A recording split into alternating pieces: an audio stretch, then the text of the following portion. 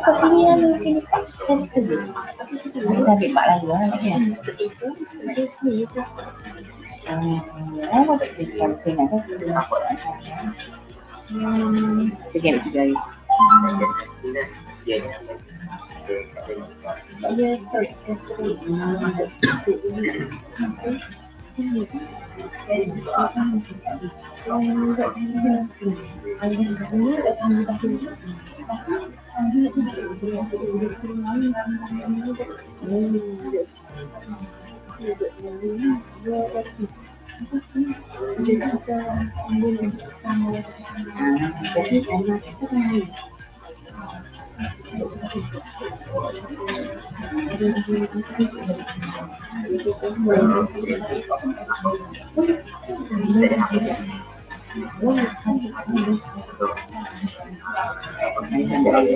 Ambil besar.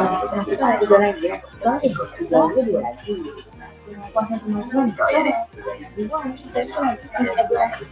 Dia ambil besar. Apa? This is legal. Oh,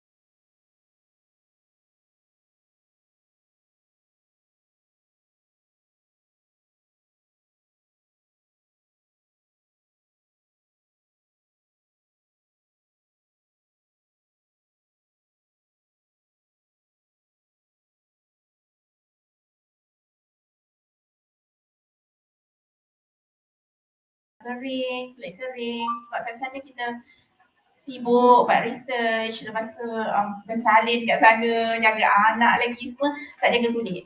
Okey, itu pada tahun 2000, 2007, 2008 macam tu. Okey, so kulit tak bagus pun masa tu. Tapi bila balik Malaysia, okey, bila dah rangkap dalam ni, dalam commercialization ni, dan menjual pula produk beauty, okey, produk skincare. Masuk, sila. Baru mula, masuk. Okey, jadi yang saya dapati apabila menggunakan produk yang based on research ni, kulit jadi lebih baik daripada 10 tahun yang lepas. So saya fikir, oh, it's possible actually to get better in terms of kulit. Okey, dan sekarang saya tahulah apa masalah kulit yang paling susah adalah pore. Tak ada pore, yang pori yang besar kan, saya pun ada. Itu disebabkan kulit kering yang kita tak treat bertahun-tahun. Tapi kalau jeragat pun masih boleh repair dengan anti-aging. Tapi kalau kulit ada yang pori masih sakit. Okay, this is very deep ya. Tak tahulah gentleman ni boleh bertahan tak sampai habis. Saya cuba cepatkanlah 10 minit je lah talk ni. Lepas tu kita buat ni sesi peribadi je dengan wanita-wanita ni kan. Tak ramai pun. Okay, tak apalah. Nanti balik cakap lah dengan wife. Oh, sebenarnya kulit you ni kan boleh ni. Nanti abang tolong repair kan. Yes, sebenarnya saya 20 tahun lepas saya kahwin dengan suami saya pernah lah cuba cakap Kelantan. Suami saya orang Kota Jembal. Okay, dia ikut juga pagi ni tapi ada urusan. Dia pun eloklah dia tak tengok saya cakap ni. So saya pun cubalah cakap Kelantan kan, sebab kawan suami saya dia dah warning dah kena cakap Kelantan dan dia ada communication barrier with mother-in-law dia kata. So saya pun cakaplah Kelantan. Lepas tu suami saya kata, bolah kecek Kelantan. Macam orang siam dah dia kata. Saya pun tak ada motivasi, terus okay, saya decide. Dah lah, memang bukan kepandaian saya lah. Jadi cakap luar je lah hari ni tapi saya boleh faham. Saya boleh faham orang Kelantan cakap. Okay, so hari ni okay, saya di MJIT dan saya juga Managing Director of my spin-off company. Okay, ada UTM ya. Spin-off company tu Sheikh Empire Senam Berhad dan juga founder of NKH Reverse. Tak tahulah pernah dengar ke tak produk ni. Tapi ini adalah produk based on research dan juga telah berada di market lah sekarang. Okay, dan kalau kita type di Google NKH Reverse, ada jumpa banyaklah website. Sebab kita ada lebih kurang dalam 50 orang agent seluruh Malaysia sekarang. So next please. Okay, so ini adalah Sheikh Empire. Okay, dan Sheikh Empire ni adalah UTM spin-off company ditubuhkan pada tahun 2015. Okay, dan kami telah pun berjaya mengkomersialkan beberapa produk yang menggabungkan extraction of pokok-pokok di Malaysia. Okey, menggabungkan bahan-bahan seperti ekstrak rozal, okey, dengan nanoteknologi. Okey, dalam bidang kosmetik ni, dalam bahan kosmetik ni, silakan. Okey, katakanlah seseorang cakap, okey, produk ni sangat bagus menggunakan madu. Contoh ya, saya tak merujuk mana-mana produk. Okey, semua orang boleh cakap macam tu. Esok akan ada produk baru. Okey, ini menggunakan minyak argan pula. Ini menggunakan berbagai-bagai pokok kan. Tapi sebenarnya kalau kita tak couplekan dia dengan nanoteknologi, so penyerapan dan keberkesanan dia dekat kulit tu mungkin tidak optimum. So kalau kita nak cari produk yang bagus, kita kena pastikan produk tu ada nanoteknologi. Okey, dan nanoteknologi pula, kalau orang tu claim nanoteknologi, dia betul-betul faham tak? Sebab kalau terlampau kecil saiz dia, kecil daripada 30 nanometer, dia boleh masuk darah, dia boleh masuk salur darah dan membahayakan. Jadi bila orang kata produk ni ada nano, tak semestinya selamat lah. So kadang-kadang orang suka claim, tapi bila kita tanya founder dia tak faham pun nano tu apa. Okay, bila cuba tanya dia, okay, you claim produk you nano, berapa saiz dia? Kalau dia cakap 150 nanometer. Oh, macam dia faham. Itu faham, boleh. Okay, kalau actually bawah 1000 nanometer boleh lagi orang nak claim nano. Okay, tapi kalau dia tak faham pun berapa, dia cakap, Dr. Nurul, thank you datang.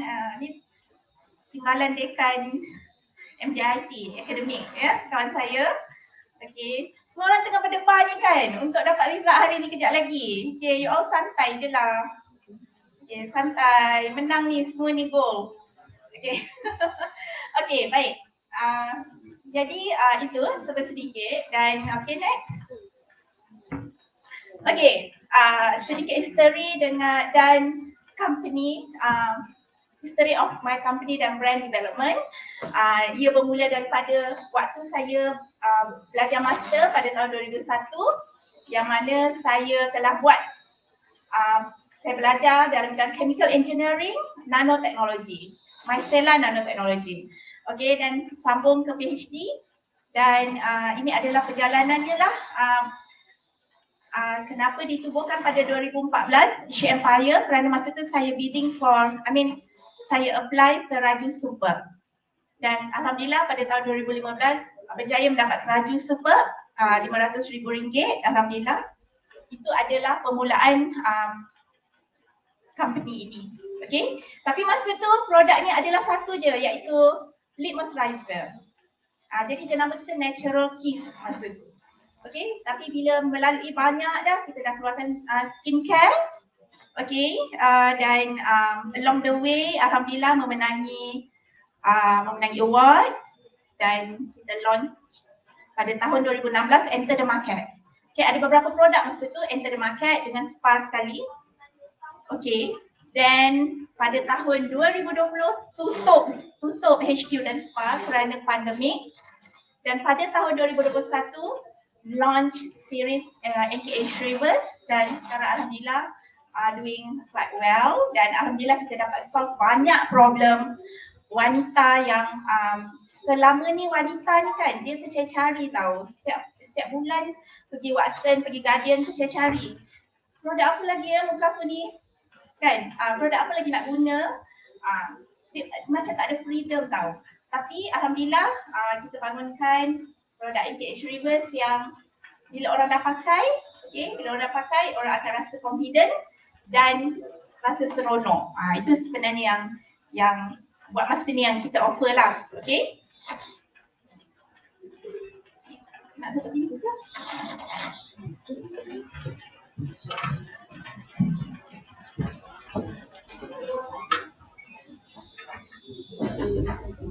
Okay, private sikit. Okay, so kami baru launch retinol serum. Untuk retinol ni adalah sebenarnya satu bahan anti-aging yang paling terbukti secara saintifik di dunia. Ramai orang buat kajian di dunia untuk produk-produk kosmetik dan skincare, tapi retinol adalah yang paling banyak paper yang paling terbukti.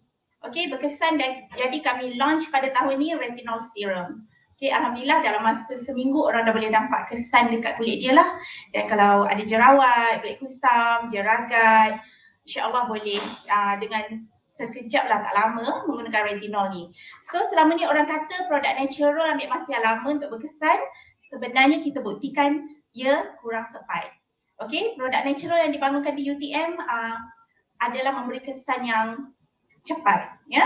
Okay, of course lah tak boleh lawan produk yang menghakis, produk beracun. Okay, yang tu 3 hari pun kita dah boleh nampak kesan dia muka licin sangat macam tu kan. Kalau produk natural ni, kalau kita dapat kesan dalam masa sebulan pun dah dikira cepat. Okay, jadi produk NKH Reverse selalunya bila kami buat responden, baru-baru ni kami ada 100 responden untuk serum. Dalam masa averagely dalam masa seminggu hingga 2 minggu orang dah boleh nampak kesan positif. Okay, next please. So our company purpose adalah to empower Malaysian women through safer and effectual skincare revolution with mindful beauty concept for emotional wellness. Okay, dia bukan setakat pakai je tapi tak happy. Kita nak buat produk yang bagi semua orang happy. Orang yang pakai tu Kalau sebelum ni malasnya aku nak pakai pencuci muka, nak pakai produk. Tapi dengan NK, tertunggu-tunggu waktu nak pakai cleanser tu. Okay? Percayalah, dengan bau dia yang sangat calming, aromaterapi, kan? Tadi dah cuba serum, cuba cium, masih bau wangi. Okay, sebenarnya lepas COVID, kajian menunjukkan ramai orang menghadapi tekanan, depression, stres. Okay, jadi apakah role kita untuk membantu ramai orang merasa lebih gembira, happier? So kami di NK menghasilkan produk skincare yang menyebabkan orang berasa gembira. Okay, bila orang pakai tu orang akan rasa gembira. Okay, ni cik abang kat sini boleh dengar lah. Tengok wife stress tu, cari skincare yang boleh menyebabkan dia gembira. Okay, kalau beli handbag mungkin tak macam yang dia nak, kasut ke kan. Tapi kalau skincare, boleh cari yang menyebabkan dia gembira. Okay, next. Okay, gambar tadi yang ramai-ramai orang tu adalah VIP yang menggunakan bags pula. Okay, VIP yang menggunakan NK, termasuk kita ada Datuk Noraini, YBM kita sendiri. Masih YBM ke sekarang? Dah tak kot ya? Dah tak. dah berubah? Tak tahulah. Saya pun tak tahu hal politik ni sangat. So Datuk Noraini pakai dan kita ada NK icon kat sini, iaitu orang yang dah pakai produk lama. Kita lantik dia jadi icon kerana dia sangat suka produk ni lah. Okay, next.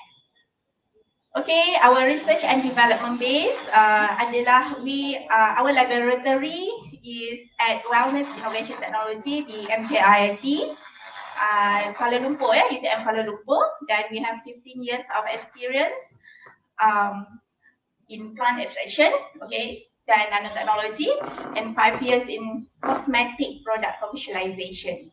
Okay, kami dah 5-6 tahun berada di dalam pasaran, dalam bisnes, dan sebagai seorang businesswoman, saya dah boleh kata saya dah melalui the valley of death. Okay, tapi kalau kita nak cakap pasal the valley of death ni, kita kena ada sesi lain lah dalam Kelantan balik, nanti balik raya ke. Tak kurang je. Okay, so next. Okay, so the main issue dengan skincare kat Malaysia ni adalah ada dua. Pertama,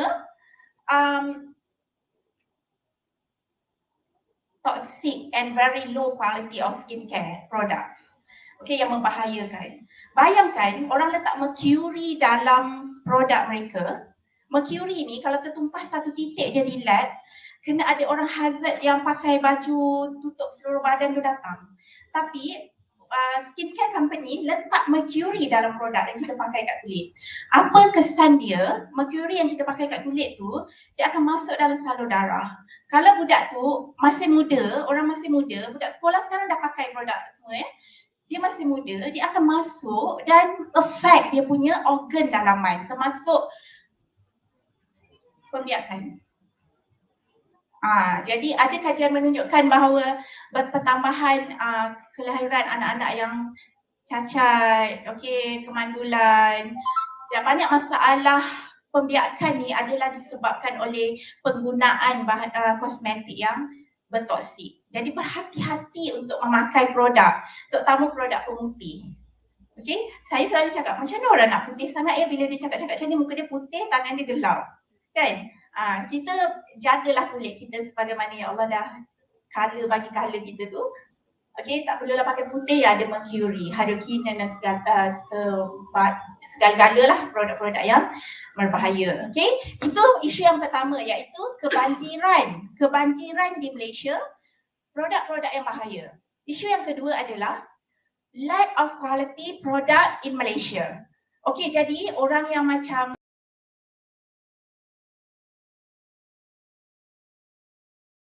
yang selamat, yang berkualiti tinggi, yang berkesan semua kan, terpaksalah beli SK2, terpaksalah beli SK Lauder, terpaksa beli Lancome. Itu berapa? Satu set 3,000. SK2 satu set 3-4,000. Ya, betul kan? Saya sebelum saya ada produk sendiri, saya pakai SK2 dalam 5-6 tahun lepas. Saya beli cleanser pun dah 600-700. Maknanya kalau kita nak beli satu set tu, waktu zaman tu dah berapa? Kan sekarang ni saya rasa dah 4,000 macam tu. Okay, bila itu masalah dia. Jadi mungkin Cik Puan Hasli ni mampu untuk beli produk yang mahal. Tapi kalau ramai orang dekat Malaysia tak mampu. Jadi itu adalah satu driving force untuk saya dalam bidang ini untuk mengeluarkan produk yang orang mampu tapi berkualiti tinggi sama seperti produk-produk antarabangsa yang popular. Okey, kalau bukan kita yang buat innovation untuk melakukan perkara ini, siapa lagi kita nak harap? Okey, kalau kita harap orang biasa, itulah yang repackaging, rebranding, produk-produk yang import dari luar. Okey, kita terpaksa berterus terang lah. Baguslah tak ramai orang ni, lagi senang saya nak berterus terang lah kan. Kalau ramai malu pula. Okey, so inilah kalau kita tengok banyaklah dekat sini ya, masalah dia, the pain point of Malaysian cosmetic. Ya, okey, sila masuk-masuk, jangan malu. Okay, next. Okay, so our solution is to combine the premium materials termasuk bahan dari Malaysia, dan kami study the most premium ingredient all over the world. Acid, retinol, B-venom. B-venom ni, okay, siapa pernah dengar B-venom? Boleh angkat tangan? Boleh pernah dengar B-venom. B-venom ni dia sebenarnya adalah dikenali sebagai natural botox. Jadi datin-datin orang yang kaya tu dia cucuk muka dia nak bagi tegang kan. Sebenarnya kita tak perlu, kita guna produk yang ada B-venom. Tapi B-venom banyak dia punya kualiti juga. Okay. So kami study semua tu dan combine dengan nanoteknologi dan hasilkan produk yang bagus yang setanding ataupun lebih lagi kualiti daripada produk-produk branded. Dan kami elak guna paraben dan elak guna synthetic ingredients yang ada negara yang dah ban. Okay. Jadi waste to wealth tu adalah kerana kami menggunakan biji rozal yang dibuang aja. Kami ekstrak dan dapati dia ada banyak antioksidan untuk anti-aging. Jadi alhamdulillah kita boleh bantu farmers untuk meningkatkan dia punya monthly income ya, dengan membeli bahan-bahan terbuang. Okey. Selamat datang yang baru datang, sila. Okey. Jadi kita guna micelle and reverse micelle extraction technique. Nanoteknologi itu sebagai sistem dia yang boleh menjadi carrier yang bagus. Maknanya jika menggunakan ekstrak rozal itu sahaja buat serum, dia tidak akan mendapat optimum efek kepada kulit. Tapi apabila kita gabungkan extraction of the rozal dan nanoteknologi formula, maka bila kita pakai dia akan lebih cepat meresap, lebih berkesan macam tu. Okey, mungkin perlu ambil masa beberapa bulan, kita hanya perlu bila pakai produk ni 2 minggu saja. Macam tu ya. Okay, next. Okay, ini macam high tinggi sikit kot saya nak cakap pasal target market semua ni. Tak apa, saya pergi sikit je. Kalau ada pertanyaan boleh tanya kemudian. Jadi kita kena faham target market kita. Sebagai contoh di belah atas tu, why now?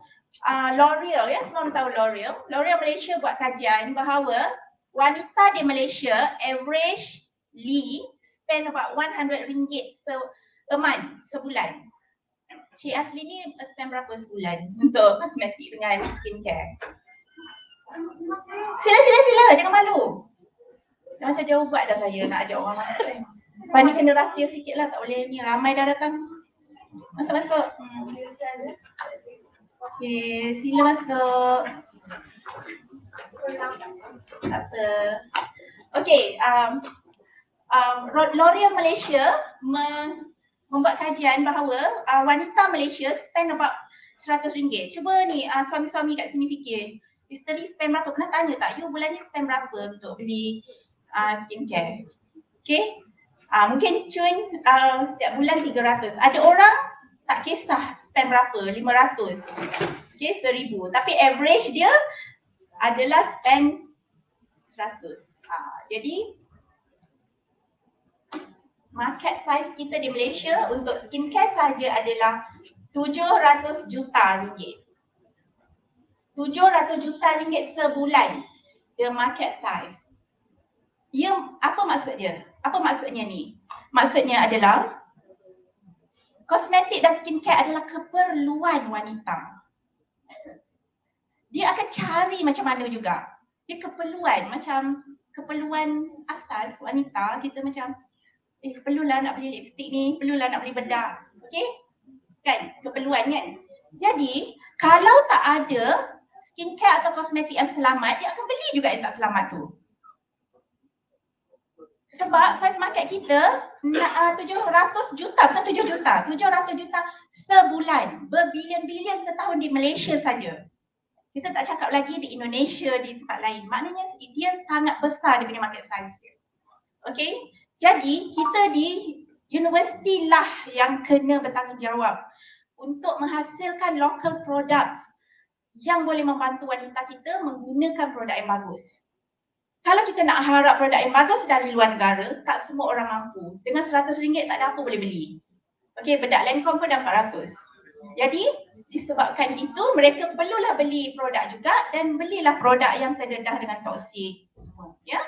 Okey, itu memang pahit sikit nak telan lah, tapi itu hakikat dia. Jadi, ini adalah pain point. Tapi kalau kita tengok high income dengan apa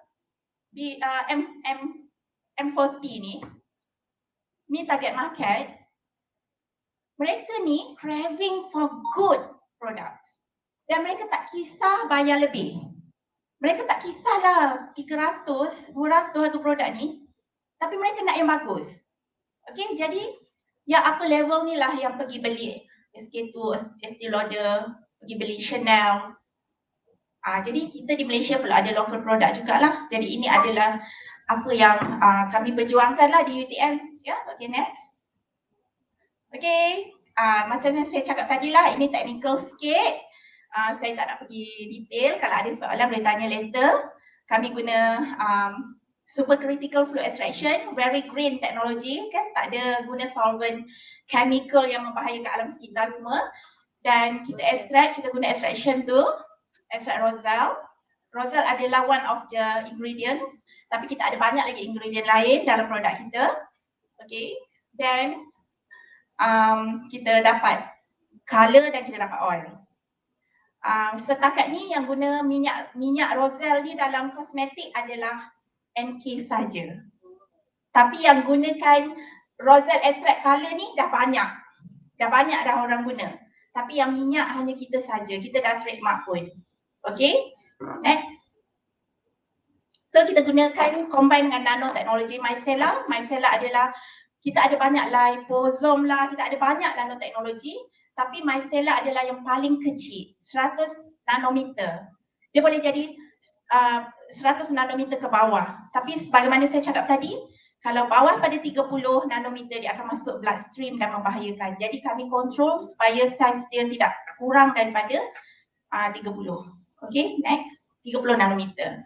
Okay, ini berdasarkan, ini adalah permulaan kami collaborate dengan Jabatan Pertanian Terengganu, di mana mereka mengatakan bahawa ada 32 tons per year biji rosal yang dibuang begitu saja. Okay, jadi kita dah berjaya buat gunakan bahan ini sebagai bahan anti-aging dan bahan skincare yang antara yang terbaik, yang berdaya saing ya. Kalau compare dengan argan oil, kita setanding. Okay, Malaysia tak ada menghasilkan minyak daripada plant. Kita beli, kita bangga guna argan oil dalam produk kita. Argan oil bukan dari Malaysia. Kita tak ada produk dari Malaysia. Minyak kelapa sawit lain lah. Okay, so minyak rosal ni berpotensi tinggi. Kalau ada dari UMK nak buat produk berasaskan minyak rosal, kita boleh collaborate dan I can discuss. We can discuss sebab kita nak tolong farmers ni untuk menaikkan pendapatan mereka. Kenapa? Sebab rosal calyxus, iaitu pewarna rosal tu, kelopak dia tu, petani mengadu kat saya. Dia kata kami tak boleh juga yang ni, tak boleh nak naikkan kerana macam mana nak lawan Ribena, dia kata. Ribena dah ada branding yang sangat besar. Rosal ni kan rasa dia macam Ribena. Jadi itulah masalah dia. Jadi saya juga buat research yang di Bacok ni, pertanian yang sesuai adalah tembakau, betulkan saya rasa salah ya, mana tahu dah ada improvement sekarang ni, saya dah 5 tahun lepas. Dan Roselle, tembakau dia tak boleh tanam. Kenapa orang tak tanam Roselle? Kerana tak ada permintaan. Siapa nak beli? Petani di Terengganu ni, di Setiu ni pernah cakap dengan saya, dia terpaksa buang 10 lori, 10 Roselle penuh dengan lori berapa tan? 2 tan ke? Saya tak ingat.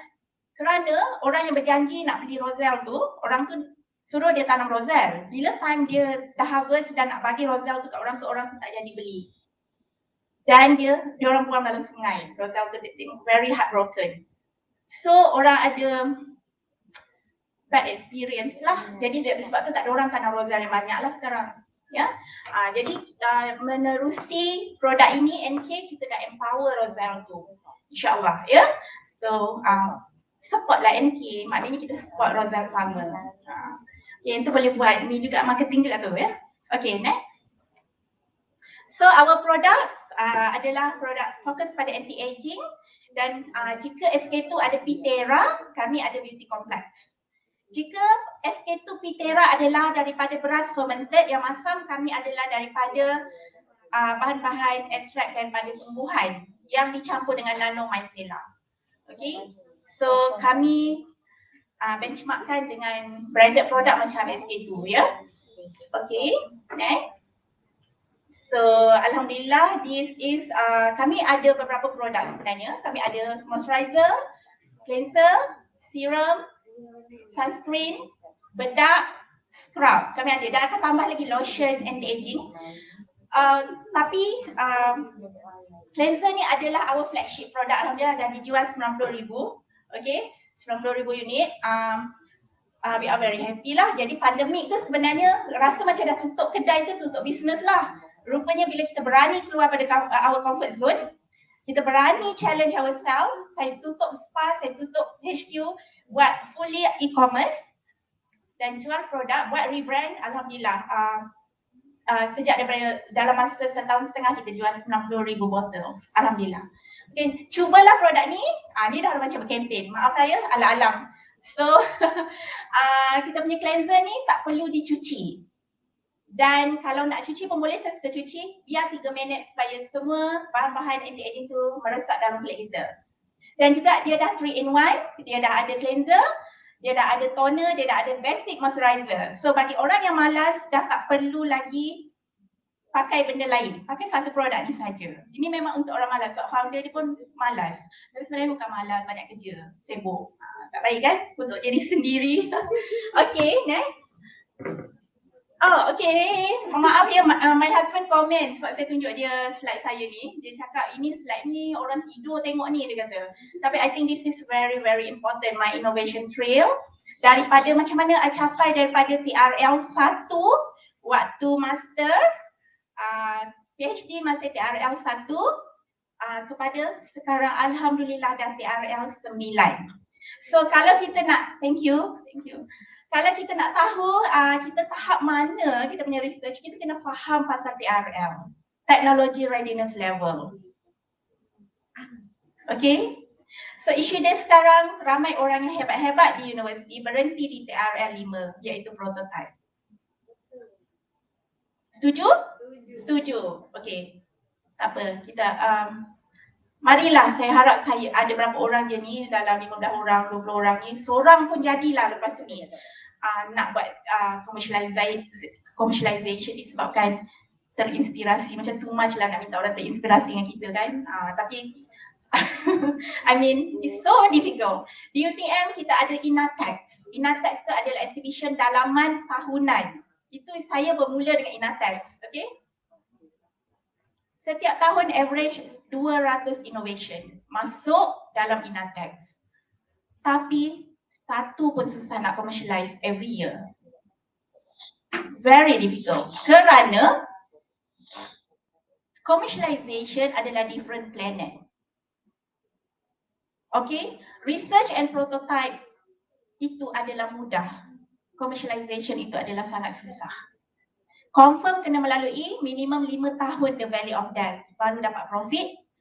Tapi once kita dah lintas lembah itu, ia adalah amat berbaloi. kesusahan 20 tahun itu telah pun kita dapat tebus dengan setahun punya pencapaian, insyaAllah. Jadi ia berbaloi, kesusahannya berbaloi. Jadi kalau kita tengok kan orang-orang yang bisnes ni kan, terutama perempuan, dia beli handbag, dia beli kereta, kita janganlah tutup dia macam dia nak menunjuk. Sebenarnya itulah cara dia nak motivate diri dia. Sebab kalau tidak, saya sendiri ada time yang sangat down, rasa macam terduduk, terbaring, rasa tak worth it. Kenapa aku kena hadapi ni? Aku nak hidup yang bahagia. Pukul 12.30 malam, ejen buat hal ke, customer komplain ke apa, kita rasa tak berbaloi hidup ni. So, esoknya saya pergi shopping lah macam ni. Terpaksa, okay? Jadi kalau kita tengok orang tu, kita janganlah cepat-cepat hukum dia kata dia nak menunjuk lah, marketing lah. Tak sebenarnya. Okay? Jadi dia untuk bagi dia boleh hidup, boleh terus. Kalau tidak macam, terutama lecturer macam kita, dah ada gaji, alhamdulillah, boleh lah kan, setahun sekali nak berjalan semua, boleh lah kan dengan gaji kita kan. Tapi kenapa nak besar payah jual produk ni, hadap ramai orang, hadap ramai staff. Okay, macam saya sekarang kena bayar dekat saya punya bisnes tu dalam minimum 20,000 sebulan. Sakit kepala, okay. Waktu pandemik dulu gaji saya semua boleh katakan bagi pada bisnes. Okay, itu kalau nak tahu rahsia kena panggil lain sekali lah UMK, tapi ramai sikit lah, penuh ni ke. Okay, kurang je. Jadi siapa yang nak tahu lebih lanjut boleh tanya later. Dan last kali bila dapat MyLab grant tu, kita dah dapat recognition daripada MyLab ni, daripada KPT sendiri, dan alhamdulillah lah ya. Jadi mereka dah recognize kita dah sampai tahap recom lah. Okay, next. Okay, award. Alhamdulillah. Okay, bagus. Siapa yang datang pencipta ni, saya tahu semua hebat-hebat ni yang menang gold dekat universiti masing-masing. Kan? Jadi tahniah, bagus. Sebab bila kita commercialize nanti, ini adalah perbezaan kita dengan orang luar. Dengan orang yang bukan innovator, yang bukan academician. Kita kena ambil kesempatan, ada exhibition yang dibuat di Malaysia ni atau di luar negara untuk pergi. Dr. Nura akan pergi ke Korea tak lama lagi. SIIF lah. Very important sebab ia akan jadi nilai tambah apabila kita menjual produk kita nanti. Okay, next. Okay, habis battery. Okay, so tahun lepas kami menang MPE SDG gold medal. Dengan alhamdulillah tak sangka dapat menang Outstanding Innovation Award juga di MPE. Okay, alhamdulillah, next. Dan of course yang paling bermakna ini. Ya, ini saya malu juga lah nak tunjuk yang ni, tapi ini saya sangat happy. Ya, pada tahun 2017 di Stadium Gong Badak, kita menang Semi Grand Award. Alhamdulillah, kami selalu target gold medal je, tapi bila menang Outstanding Award semua tu kita rasa best lah sebab kosmetik, skincare, kan, bukanlah robot atau drone atau kereta tak ada pemalu, you know, just skincare. Tapi kita berjaya buktikan yang this is very impactful. In fact, dia adalah deep tech juga, high tech juga, tapi dikesampingkan sebab dia terlampau mudah, orang boleh jadi mudah, macam tu. So alhamdulillah di pencipta ni, dan sebenarnya ini macam berita macam yang indah-indah. Pada tahun 2019 di UTHM saya menang silver je untuk pencipta di UTHM. Jadi ada time-nya kita akan tak menang, ada time-nya kita akan menang, dan that's normal. Saya punya pengalaman daripada satu yang saya menang, saya akan tak menang 5 macam tu. Daripada satu grant yang saya dapat, saya dah apply 5 yang tak dapat. So kalau kita apply satu grant tak dapat, itu memang bukan gagal, itu memang kena lalui tu. Kena lalui lagi 4. Okay, so itulah. Okay, next. Dan di packaging produk kami, saya tak buat produk tu sebab saya tak berniat nak menjual, saya tak berniat nak buka booth, saya just datang dengan nak sharing, nak share. Dan bolehlah tengok di website nanti kalau nak tahu lanjut mengenai produk ya, yang lelaki ni nak hadiahkan pada wife ke, pada tunang. Okey, dan ini adalah kemenangan yang paling penting bagi NK. Kami ada lebih kurang dalam 60 awards. 4 ni yang paling penting, iaitu MTE tahun lepas dan pencipta. Okey, pencipta. Dan lab tested daripada bioekonomi. 4 logo ni ada di botol produk kami. Dan di packaging kotak juga. Jadi, saya pernah tengok, saya tak nak sebut daripada agensi mana. Dia menang di iTax Silver. Dia masih letak silver iTax tu di packaging produk dia. So, apa saja yang doktor semua dapat hari ni atau bila-bila, proud je. Sebab bukan senang orang nak masuk pencipta ni, bukan senang orang nak masuk MDE iTax ni. Okay? Okay, next. Ini adalah premium box untuk NK. Kalau tengok dekat bukaan tu, kita terus nampak logo pencipta. So sebenarnya sangat relevan lah. Saya datang ni pun sebab ada sentimental value sebab pasal pencipta. Okay, kalau tidak macam agak full juga jadual. Okay, jadi itu yang di sebelah kanan adalah serum yang baru kami launch. Okay, kami launch dalam masa seminggu dah habis stok dan kita dah restock balik. Okay, next. So kita kena kenal kompetitor kita dah kenal target market kita. Kita tahu size market kita kat Malaysia berapa. Okay, kita tahu apa dia pain point yang kita nak solve. Okay, dan akhirnya kita kena tahu kompetitor kita siapa. Okay, kalau macam NK, sebelum ni kami cuba compete dengan produk yang saya sebut tadi. Yang over the counter. Okay, ada banyak jual. Tapi produk-produk itu perlu menggunakan banyak preservatif termasuk paraben. Yang mana ia tidak kena dengan kita punya prinsip. Jadi akhirnya kami naik lagi. Setiap masalah dalam bisnes ni, kalau kita pandang dari sudut positif, dia akan jadi satu opportunity. Jadi kami pun mengambil Dr. Barbara Sturm, Aurelia dan beberapa lagi sebagai kompetitor. Mereka ini produk natural dan tiada di Malaysia. Kebanyakannya. Kerana produk natural, dia punya shelf life, expiry date dia setahun macam tu. Jadi mereka hanya pernah saya sebelum ada produk ni saya dah bosan dengan SK2, sorry. Saya cuba sebab saya rasa saya nak kesan yang lebih baik. Jadi saya search produk terbaik di dunia. Jadi saya search masa tu tahun 2012 macam tu. Skin Lasting nama dia. Okay, produk terbaik. Saya pun nak beli. Dia tak post ke Malaysia. Dia hanya di US, Canada, UK. Jadi apa saya buat, saya ada kawan kat UK yang tengah belajar PhD, saya minta mereka belikan. Saya cuba. Satu set, 2 produk dalam 1,500 macam tu. Okay, saya pakai satu set je, saya dah letih, saya kata kita buat sendiri je lah produk ni. Macam tu. Ya, okay, next. Okay, akhir sekali future plan untuk NK adalah kita nak venture, ada business venture into deep technology yang mana kita akan buat device yang boleh bantu kita punya produk tu untuk absorb better into skin dan boleh buat skin analysis. Sebab skin kita ni tak semestinya berminyak. Kalau kita jenis kulit berminyak, dia berminyak dia all the time. Tak, kadang-kadang dia ada kering kan. Jadi bila ada device ni, customer akan lebih memahami keadaan kulit dia. Okay, ini adalah apa yang kami ingin venture sekarang. Di samping kami sedang buat prototype untuk shampoo. Macam itulah produk skincare dengan well-being ni diteruskan. Okay, next. Saya rasa dah habis. Okay, dekat sini ada nombor telefon dan juga website dan juga Facebook. Facebook adalah NKH Reverse Premium. Ya, boleh tengok di situ. Dan ada email juga. Kalau ada apa-apa soalan yang boleh alik ke yang kamera kat bawah tu naik atas? Tak boleh okay. So Facebook adalah MKH Reverse Premium ya.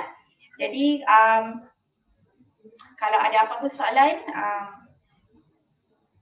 yang Cik Puan nak tanya mengenai innovation, research, anything, simple thing about skincare, boleh tanya sekarang. Thank you so much. Saya ucapkan thank you ya. Assalamualaikum.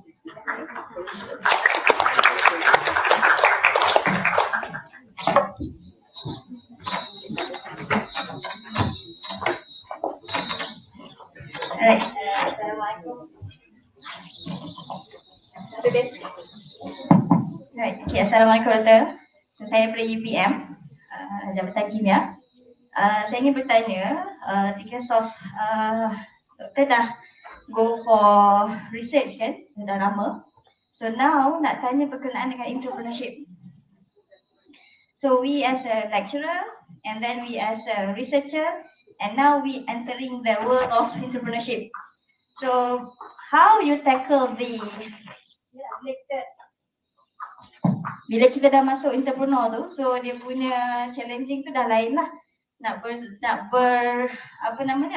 dengan orang tu dah jadi lain lah. Sebab kita ni go for very theory kan, fundamental punya part. So nak tanyalah how you face that challenges lah. Okay, baik. Especially Dr. untuk yang marketing. Okay, dia sebenarnya macam ni kita sebagai lecturer ni, academician ni, kita selalu betul. Kita bila tanda thesis tu, kita pangkal je. Kalau kita marah, kita pangkal seluruh, kita koyak. Taklah, I gurau je. Tak pernah lah koyak thesis pelajar. I mean, kita ada say, kita ada 100% power. Nak pangkah, nak write, nak kata student betul, nak kata student salah, student undergrad pun kitalah yang paling betul sebenarnya. Okay, sebagai academician. Tapi bila kita masuk dalam commercialization, kitalah yang paling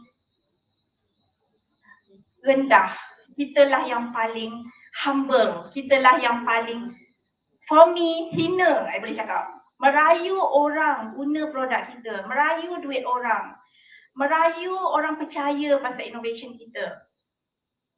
Okay, kalau kita pergi beli nasi lemak kat tepi jalan pun makcik tu marah-marah, belagak, dia tak pergi dah lepas tu. Sama juga konsep dia. Jadi makcik nasi lemak tu tak apalah, dia tak jadi pensyarah. Kita pensyarah. Jadi kita ni macam mana nak tukar, malam tadi baru baca tesis geram-geram ni marah-marah ni, ataupun tesis teruk kita pangkar-pangkar, esok kita nak merayu orang beli produk kita. Kalau kita masih kekal dengan mood malam tadi memang habis. Okay, jadi maksudnya kita kena faham. Itulah yang saya nampak macam mana academic and business tak boleh bridge. The attitude of us. Sebab orang industri ni simple. Okay, even waktu saya ingat lagi waktu saya pitch untuk Cradle, alhamdulillah dapat Cradle 300,000 pada tahun 2018. Tak ingat. Saya duduk dengan mentor untuk pitching tu, daripada lepas asar sampai pukul 12 malam, kita memang sewa hotel. Saya dengan staff saya lah.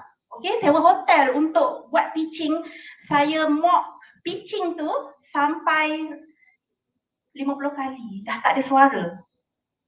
Sebab nak basuh otak ni daripada cara teknikal sebagai seorang academician kepada cara orang industri berfikir.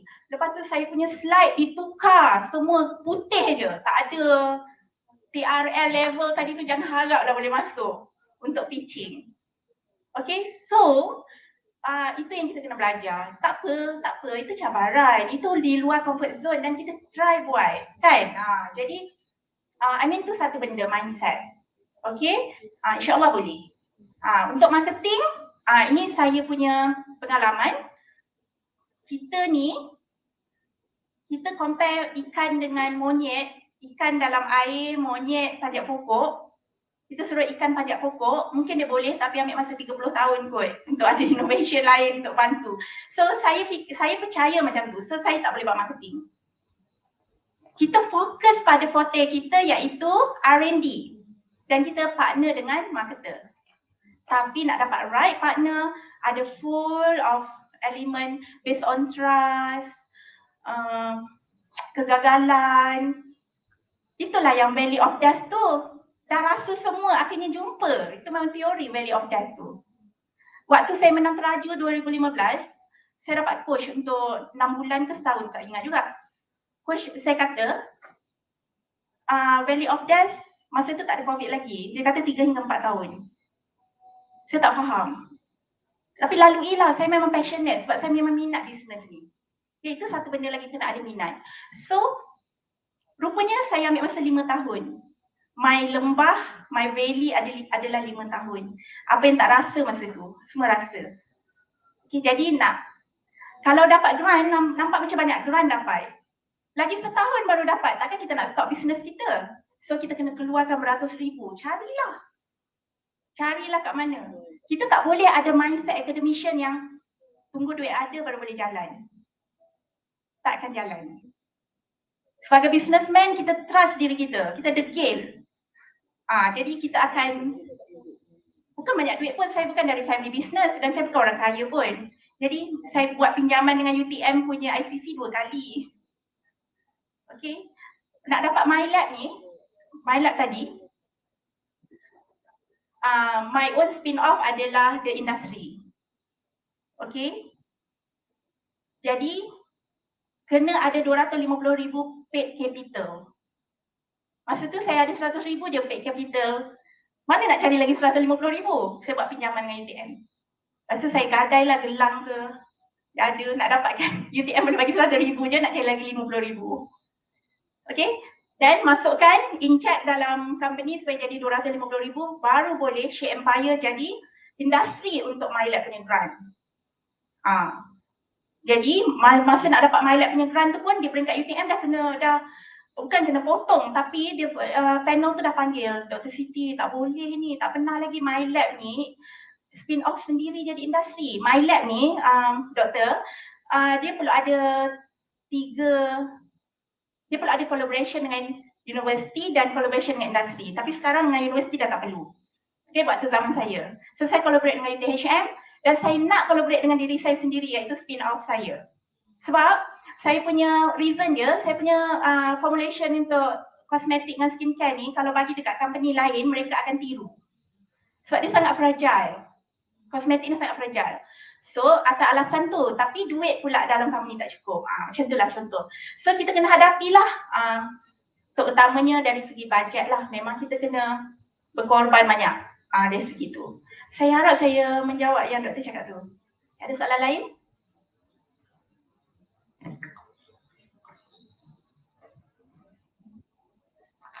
Ada soalan? Sarah? Siapa dekat sini minat bisnes, angkat tangan. Angkat betul-betul tak minat lah macam ni. Cepatlah tanya. Saya dah tergolek-golek dalam bisnes, sekarang dah bangun dah. Jadi tanyalah. Okey, Dr. Nurul nak tanya apa? Dr. Nurul dulu. Saya tanya on behalf of kawan-kawan lain lah yang baru nak startkan, saya buat di spin-off. Dr. Nurul ada spin-off, dia lagi lah collaborate dengan Proton. So mungkin Dr. Siti boleh bagi satu tips utama macam mana yang academician ni nak memberanikan diri untuk melangkah ke arah bisnes. Maksudnya mungkin ada tahu produk ada komersial tapi tak berani. Mungkin satu tips lah. Okey. Bagus dalam soalan Dr. Nurul ni, patutnya dia sendiri yang jawab. Dia tanya, dia jawab. Sebab dia lagi bagus. Okey. Dia sebenarnya macam ni. Yang paling penting tanya minat bisnes ke tak. So ada dah 7 orang tadi yang angkat tangan. Okey. Minat bisnes tu tahap minat macam mana? Kalau saya memang sangat minat. Okey. Sebab passion ni very important. Bila time gelap gelita, kita ada cahaya passion kita tu. Masa tu kita terduduk sebab COVID ke, pandemik ke, staff lari ke, staff menipu ke, apa je. Tapi disebabkan passion tu, kita masih boleh teruskan. Minat. Kalau saya memang minat untuk innovate. Saya nak orang guna ciptaan saya. Jadi minat tu, walaupun dalam keadaan susah macam mana boleh teruskan. Okey, kena ada. Jadi, siapa yang minat bisnes ni, teruskan pergi. Okey? Dah baguslah ni pergi dekat exhibition, dapatkan award, belajar lagi. Jumpa dengan orang yang dapat commercialization. Engage dengan dia dan bagi tahu dia apa masalah kita. Okey, saya boleh dengar jelas Saya punya mentor waktu CEO at faculty adalah Tuan Haji Ali Al-Ihsan. course. Okay, Tuan Haji Ali.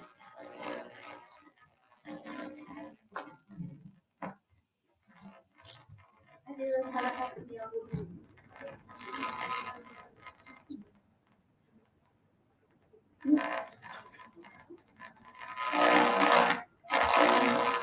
boleh dengar tak? Dah.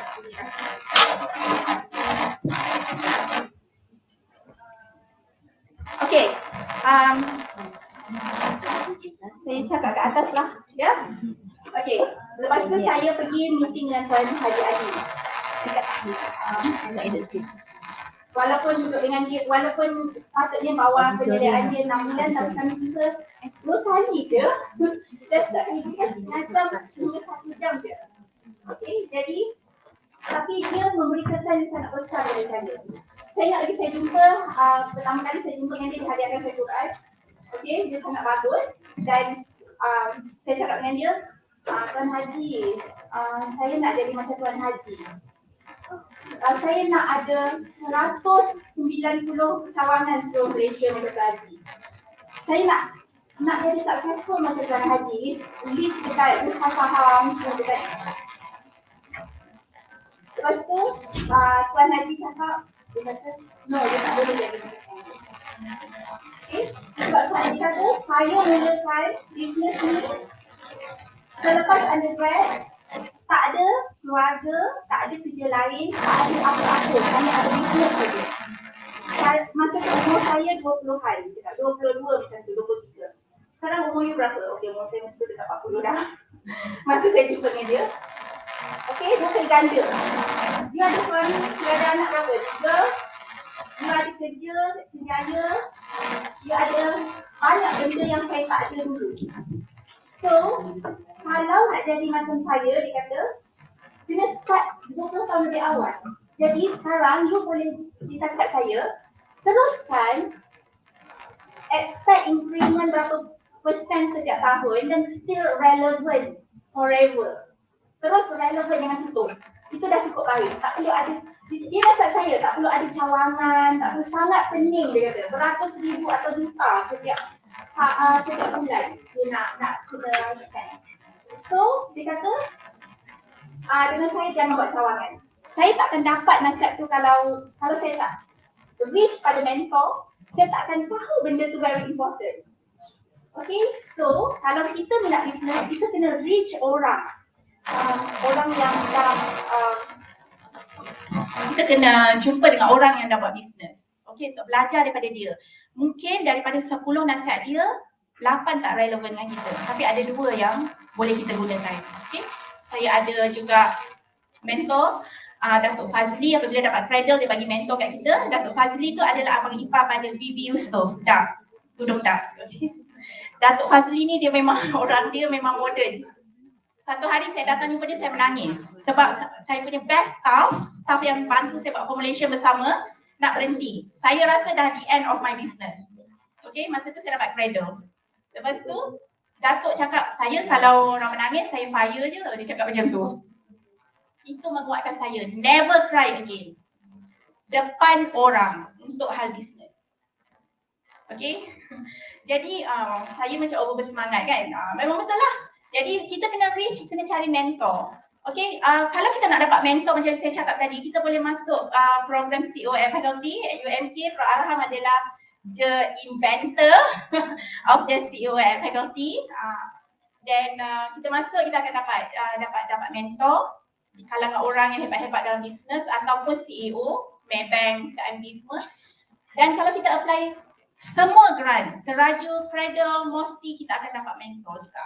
Attach dengan mentor tu. Dan MIGHT, tahu kan?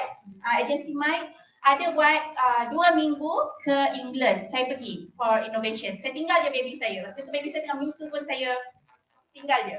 Dia tu menyusu, itu tak tahu yang mana. Okay, sorry.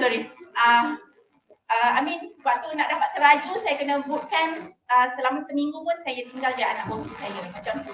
Pengorbanan macam tu lah, saya masih ingat lagi lah ya. Okay, jadi cari mentor tips dia, Dr. Nurul. Bagi yang tak minat bisnes tapi ada innovation dan minat duit, okay, tapi tak minat bisnes, tak nak aku bisnes Tapi aku suka duit, aku suka beli handbag semua kan. Partner dengan orang yang minat bisnes. Partner, join IP. Okay? Dan jangan biarkan kita di TRL 5 sahaja, prototype. Simpanlah medal-medal ni dalam almari, dah ada 50 medal. Kalau emas betul tak apa. Kan? Bukan emas betul pun gol yang kita dapat tu. Kita pun simpan 50. Kan? Tapi kita mungkin dapat naik pangkat lah profesor ke.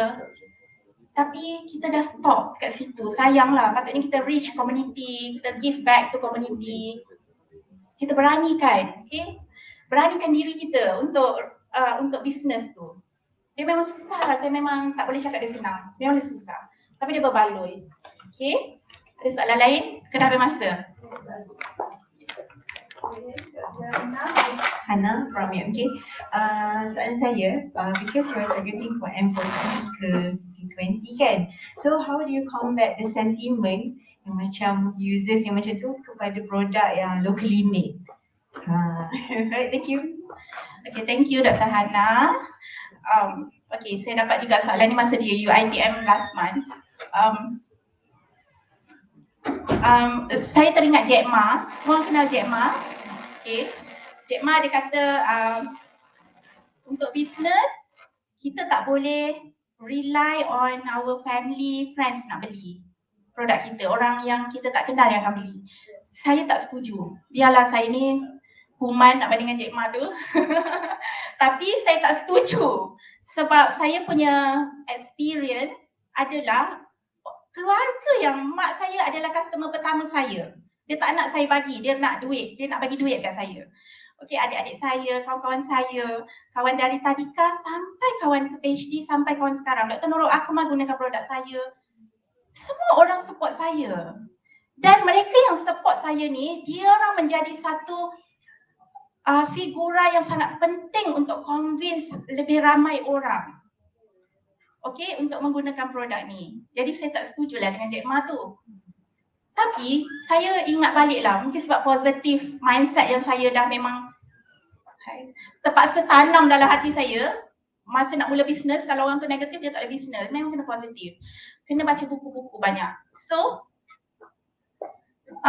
tapi sebenarnya kalau saya ni seorang yang negative thinking, sebenarnya boleh je daripada 100 orang yang saya kenal, seorang je yang pakai produk saya kalau nak cari. 99 ni kita pakai. Tapi kita tak pandang. Kita pandang positif. Dan saya hanya nampak orang yang pakai produk saya je. Saya jumpa orang yang tak pakai produk saya macam Dr. Hannah, semua ni tak pakai. Tapi saya tak ada feeling. So, kita kena very positive macam tu. Jadi sebab dalam buku, adalah buku tu, kontroversi juga, tak payahlah cakap pasal buku tu. Okay, positive cycle ni dia macam air dengan minyak dengan negatif. Dia tak akan campur. So we have to choose circle mana yang kita nak, positif ke negatif.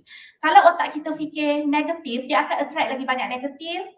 Dia akan jadi depression dan banyak negatif. Okay. Kalau positif pun macam tu, kita attract positivity. Dalam bisnes kena macam tu. Tapi tak semestinya orang yang positif ni dia tak ada masalah. Dia makin tinggi level positif, dia lagi banyak masalah dihadapi. So itu challenge untuk diri dia lah. Okay. So jadi nak jawab soalan Dr. Hannah, saya gunakan bukan guna, maknanya testimoni daripada pengguna asal di kalangan profesor-profesor, Datuk Hamisah Taksir pun pakai, YB Noraini pun pakai, kawan-kawan saya pakai, mak saya pakai. Lama-lama dia berkembang. Okey, lama-lama dia makin ramai dan with proper marketing, insya-Allah. Okey. So, tips dia mula-mula dapatkan awards. Prototype yang cantik, dapatkan feedback. Okay, dua benda very important. Dua benda tu kalau pitching penting, ya, pitching dekat Cradle ke. Dan seterusnya partner dengan marketer. Nanti marketer akan gunakan yang award kita tadi dengan testimoni tadi. Dan insya-Allah. Itu tips dia. Okay, saya rasa tu je soalan. Ada lagi soalan lain? Okay, thank you so much UMK sebab invite saya. Saya doakan di UMK dan di manalah UPM kita ada di seluruh universiti hari ini berjaya dalam mengkomersialkan produk innovation doktor semua. Terima kasih.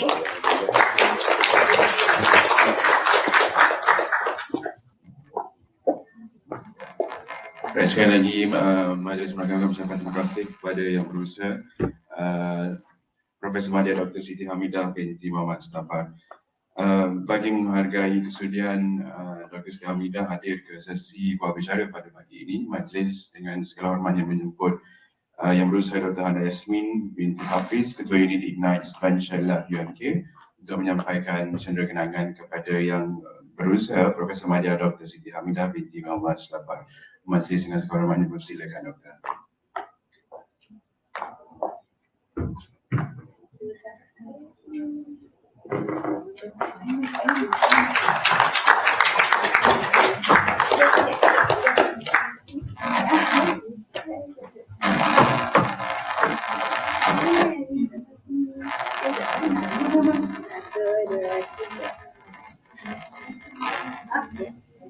Okay, mungkin kita boleh ambil gambar dulu sekejap dengan Dr. Siti. Mungkin ke atas sudah.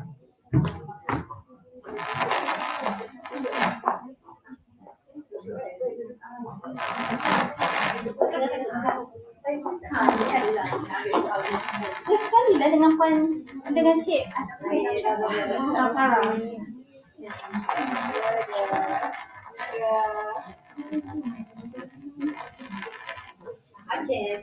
Sekali lagi majlis mengagalkan ucapan terima kasih kepada yang berusaha Profesor Madya Dr. Siti Hamidah binti Muhammad Setampar atas sesi perkongsian pada pagi ini.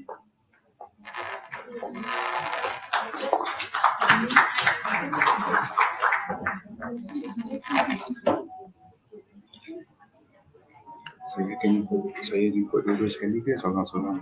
Seorang-seorang kan? Ya kan? Tapi seorang-seorang cakap je kan?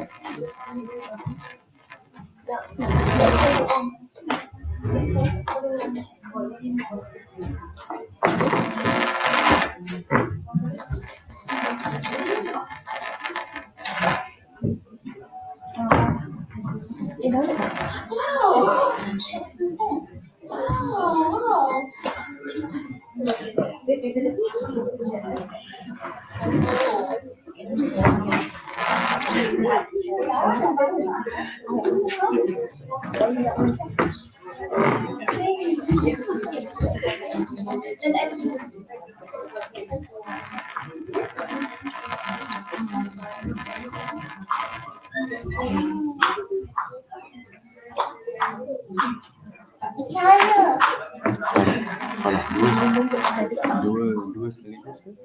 Kita satu-satu.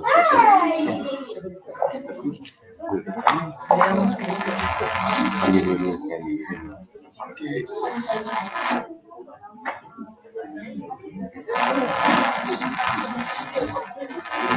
Tak boleh sebab nak download ini.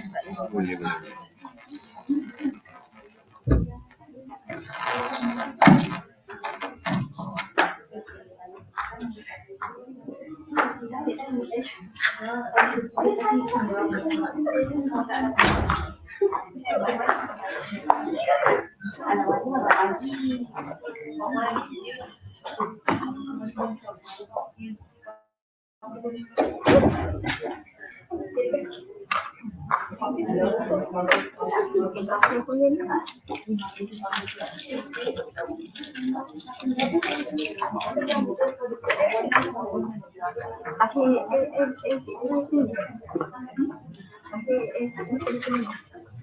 Okey, kita keluar.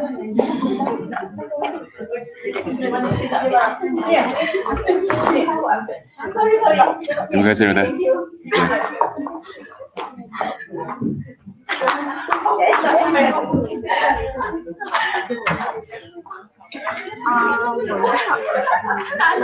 Kan dia untuk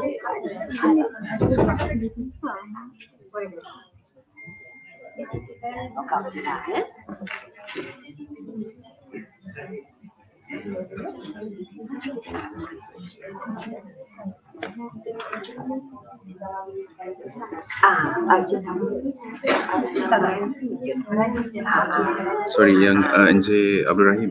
Encik Rahim. So puan nak dua-dua sekali ke ada atau two different topics today? Saya akan panggil yang lain-lain. Okay. Maknanya saya pass the baton, so saya akan panggil soalan orang lah. Alright, thank you.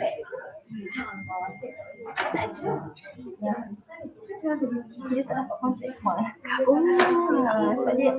poin dengan konfidan. Saya pun yang saya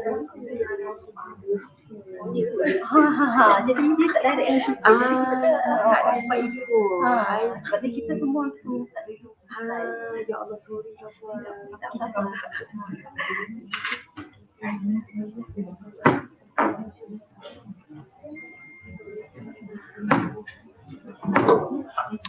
Boleh?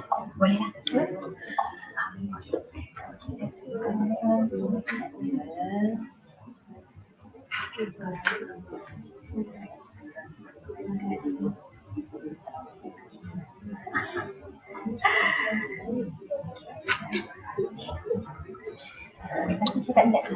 Hadirin yang dihormati sekalian, sesi kedua pada pagi ini kita tampilkan dua penceramah.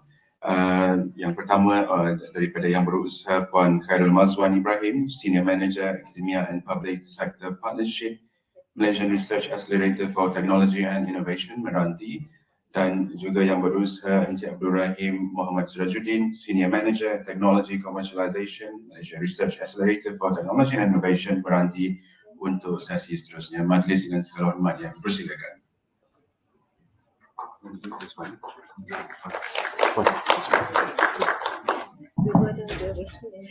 Terima kasih saudara pengacara majlis. Thank you so much.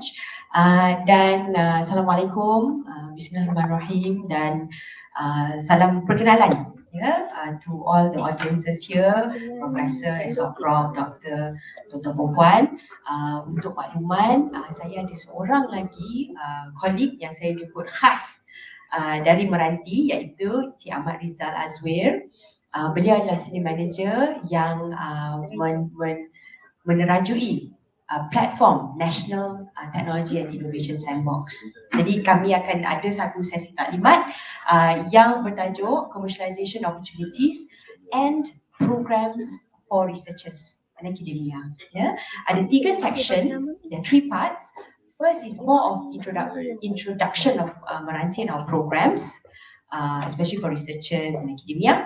And the second part is a little bit about technology commercialization, because we have a support, we have a department that can provide you the needful services and advisory, right? And the third part is the National Technology Innovation Sandbox, which is a very interesting platform for those researchers who have innovations, inventions, and solution that is at the technology readiness level 6. So tak apa. Without further ado, let me start off with the presentation, but I would like to seek your help if I can. Saya nak minta kebenaran untuk campur bahasa Malaysia dengan bahasa Inggeris. Untuk santai sikit, I hope that is okay with everyone, minta izin. And also, saya nak sesi ni santai. Maknanya, just be relaxed, casual, be yourself. If you have any questions, ada benda yang nak tanya, just angkat tangan sahaja. Right? Just put out your hand and just sebutkan nama anda dan tu tanya je. Kita biar relax dan santai. Okay, next slide please. Okay, next one. Okay, untuk tuan-tuan dan puan-puan, Profesor, Esok Prof, Doktor, pernah tak dengar tentang Meranti? Saya just nak get a feel of the room. Pernah dengar Meranti? Yes, no? Pernah dengar, ya? Okay. And also I must say thank you to Dr. Hana lah, ya. She's very supportive of our programs dekat Meranti. And Meranti stands for Malaysian Research Accelerator for Technology and Innovation. Keyword dia RA dan TI. Research Accelerator, TI is Technology and Innovation. Okay. Ianya merupakan agensi baru yang ditubuhkan awal tahun ini. it's just born lah ya. If you look at baby punya life cycle, tak boleh berjalan lagi, tak boleh bercakap lagi ya. It's about 10 months old, dan it is formed by 3 agencies. It is a merger of government agencies. Okay, tuan-tuan dan puan-puan, Perdagangan Magic Malaysia Global Innovation and Creativity Center itu adalah salah satu agensi yang kat dalam Meranti. Yang keduanya, Teknologi Park Malaysia, TPM kat Bukit Jalil. Dan dengan TPM tak? Kan TPM ya, pun kat dalam Meranti juga. Dan the third element, the X factor, is Platform Ventures. Siapa-siapa yang pernah dengar tentang agensi inovasi Malaysia kan, ada Platform Ventures yang banyak mengkomersialkan research produk daripada universiti ke private sector, pun ada function tu kat dalam Meranti. Okay, so we are based in Bukit Jalil. Ya, nama lamanya dah Teknologi Park Malaysia tapi rebranded to Meranti Park. Tapi tempatnya samalah ya. And in terms of kita punya teknologi cluster ataupun focus area, bila kita kata TI kan, Technology Innovation, teknologi tu is so wide. Okay, so which area that Meranti looks into? So to start off, kita ada 6 area yang kita tengok dahulu. Ya, seperti yang dilihat dekat bubble tu lah, left side of the screen, right side of the screen, ada green tech, agri-tech, biotech, smart manufacturing, enabling technologies, and smart cities and light manufacturing. Jadi kalau tuan-tuan dan puan nak tanya soalan, feel free to ask lah ya. But the reason why is because green tech is related to sustainability, clean energy, zero carbon, and then agri-tech because of food security. Kita import makanan, how to produce more food. And then biotech is because there is a demand in this space right now. It's related to health and well-being, and enabling technologies makes our life much better. Last mile punya solutions, peer-to-peer financing, fintech, semua tu. And then smart manufacturing, because we have so many SMEs right now, almost 1 million registered SMEs, that requires innovation to be better and more efficient. And then smart city, because I think all the new cities are getting smarter, right? So again, this is the focus area, and to highlight, why is the government in need of Meranti? Kenapa tak biar je magic dengan TPM kan? I'm sure some of you will be asking kan? Okay, the reason is that there is a lot of investment given in the R&D punya space. Millions given on a year-on-year basis, and for the government, it is trying to recoup some of this investment dalam bentuk commercialized innovation and invention.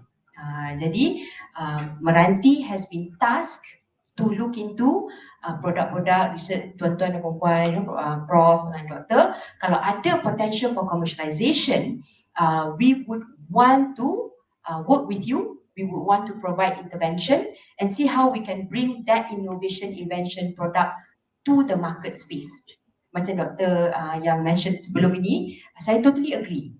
It's a different world, it's a different language when commercializing from university to public ataupun dekat market, ya. So there's a lot of interventions. So Meranti is one of the agencies yang can assist tuan-tuan dan puan-puan. Okay, so next slide please. Okay, next slide. In terms of facilities, one of the important element in commercialization is the facility dengan infrastructure.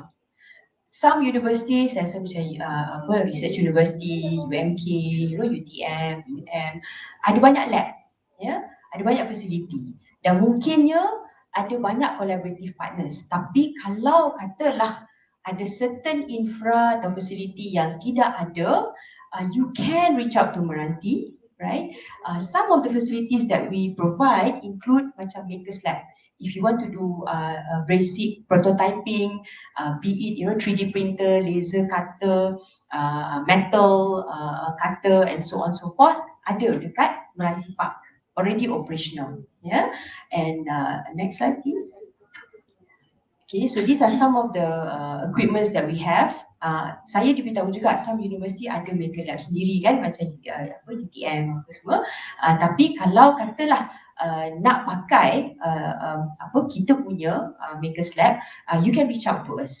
Ya, penggunaan barang tu kita hanya charge on the what we call perishables lah, ya. Kalau benda kita pakai tu habis kan, so we just charge on that. So the rest is macam tidak di charge, ya.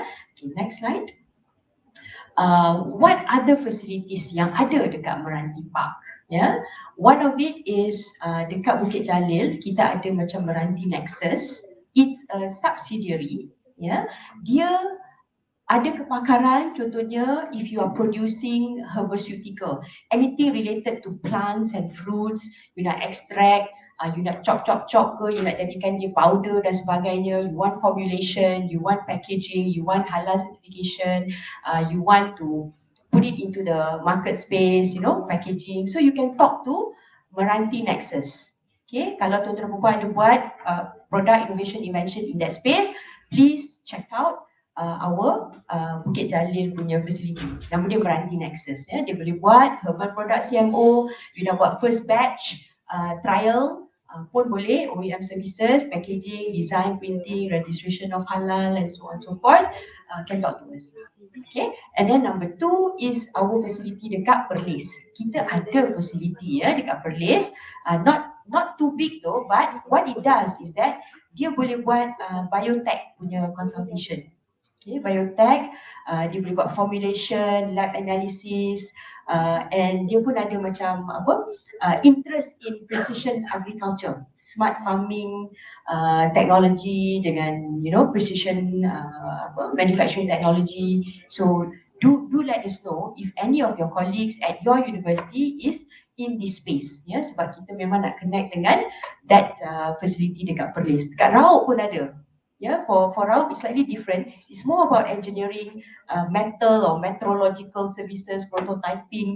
Tapi yang prototyping ni is more of industrial level lah, bukan yang macam medical lab tu. Dia memang servicing SME, ya. So dia buat design product, prototyping, circuitry and so on. Ada dekat Rauk, ya. Next. Okay, kami juga tengah bina what we call living lab. Makmal alami, ya. What is living lab?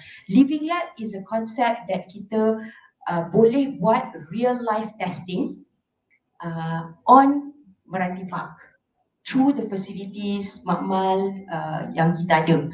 Okay, so one of it is food and agri-tech living lab, di mana kita sekarang ni tengah buat new biotech incubation center. Tengah buat sekarang. InsyaAllah it will be done by end of this year, di mana kita ada co-working laboratories, di mana ianya membenarkan researchers who have solution in terms of advanced farming technology. Yeah, you have vertical farm ataupun precision farming ataupun fast growth punya teknologi ke apa semua tu kan. So you can actually apply to be in our co-working laboratory. InsyaAllah akan open for next year, and we are also expanding to crop cultivation and R&D infrastructure. So you can actually talk to us if you are doing some sort of testing or validation, you want to get access to some farming punya partners that you want to test or collaborate, you can talk to us. Because we are also collaborating dengan Mardi, dengan UPM, yeah.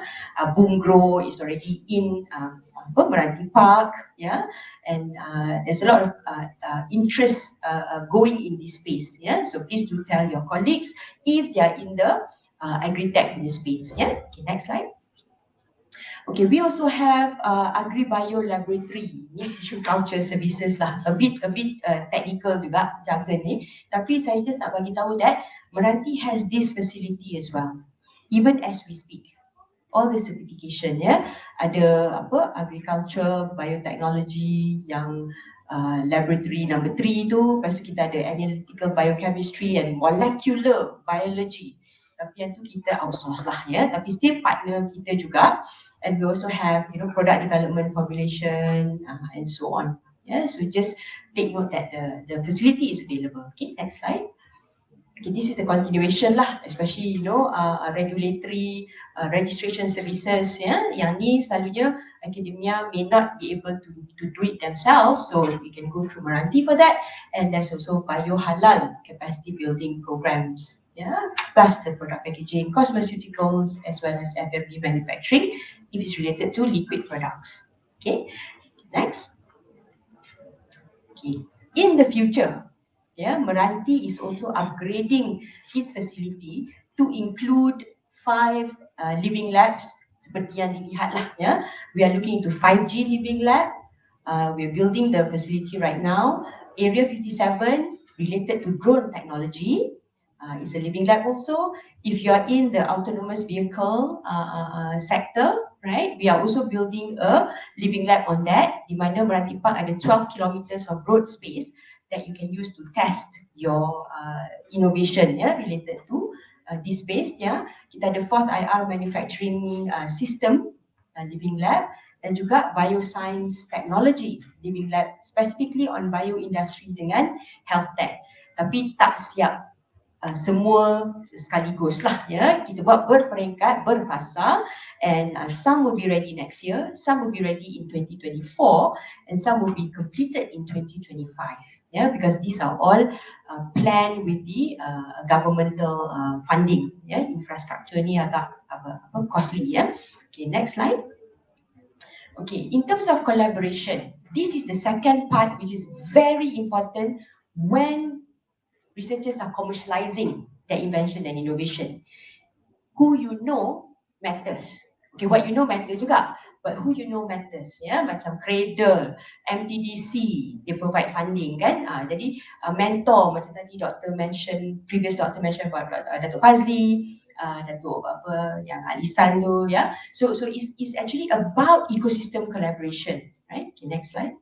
So what we are offering to the researchers out there, especially those yang memang passionate ada product innovation invention dan dia memang nak bawa produk tu ke pasaran or towards the market space, you can reach out to Meranti because we have what is called a quadruple helix ecosystem model. Apa benda tu Quadruple helix means there are 4 quadrants of the ecosystem di mana Meranti is actually pulling these players into our platform, right? One is the government. Government penting because all the funding, especially at early stage, ada kat situ. It's a high risk space kan. You have Cradle, you have MTDC, you have MITE, and so on Yayasan Inovasi Malaysia semua tu, and they are also the regulators and they are also the enablers. Okay, number 2, corporate. Why is corporate important? Because they have the money to pay, they have the money to adopt all the technological inventions and innovation. But it must be what they need. Kalau innovation or invention is not serving their purpose, then it may not work. So we can also give you guidance lah in terms of would the market or corporate be interested in certain products, what is the problem statement that they have, and of course academia yang ada kat Dewan ni, tuan-tuan dan puan, profesor, doktor semua are our supplier of innovation. All the published papers, lab tested that you have done can be channeled to us, right? And then in terms of the funding, we are connecting all the different players. Some of them are, angels, some of them government grants, some of them overseas funding opportunity, VC, venture capitalists. So you can actually leverage on this. And we're also doing some talent development as well. Program, pembinaan skill set. And of course, we have a regulatory intervention platform, NTIS, National Technology Innovation Sandbox, yang akan diterangkan selepas ini. Okay, next slide. Okay, again, this is just to highlight that academia salah satu sektor atau kuadran yang sangat penting untuk Meranti, right? We are looking to support and help and reach out, especially to the Technology Transfer Office, TTO, ataupun Research Commercialization punya office. So if anyone interested to reach out to Meranti, please come to our booth because kita ada booth dekat Pencipta, so we can assist you further. Okay, next slide. Okay, and then just to mention, Meranti Park has tenants, and these tenants are technology companies of various sizes. Some are big companies, macam Iris. Some of them are like Standard Chartered, global based. Some of them are small startups in our incubation space. Jadi, if you are in need to collaborate or connect, if you know the kind of companies that you want to reach out to, uh, do talk to Meranti. Yeah, maybe some of these existing companies on our park would be suitable for you to collaborate or discuss things with, right? So just leverage on our tenants. Yeah. Okay, next. Okay, in terms of developmental programs, I'm just going to go very quickly on this because I think saya nak bagi ruang kepada the next speaker, Cik Rahim. So this is the cue to Cik Rahim stand by. Cik Rahim is going to talk about commercialization support, and some of it include program juga. But I would like to just maybe simplify it to 3 types of things that we need to develop. One, the idea itself. The birth of an idea until idea tu dipakai di pasaran. So the journey of an idea that you're working on. Number 2, the journey of the founder itself. Idea dengan founder lain. Macam doktor tadi mention kan, dia kata banyaklah kesiksaan 5 tahun pertama tu, which we can relate. Kita faham benda tu. So the founder or the co-founder need development as well. And then number 3, the company need development as well. If it's a startup company, university spin-off company, so there are 3 types of things that needs to be developed and is different from one another. So we do have some programs that I'm gonna maybe just touch very briefly. This is the list lah, yeah, for 2022. And next slide, please. So we have things like technology and innovation bootcamp. Saya nak candang sikit lah yang ni, because let's say if you have a product innovation invention yang bukan TRL 6, katalah TRL 3 ke kan, belum ada company lagi, tak apa, it's okay.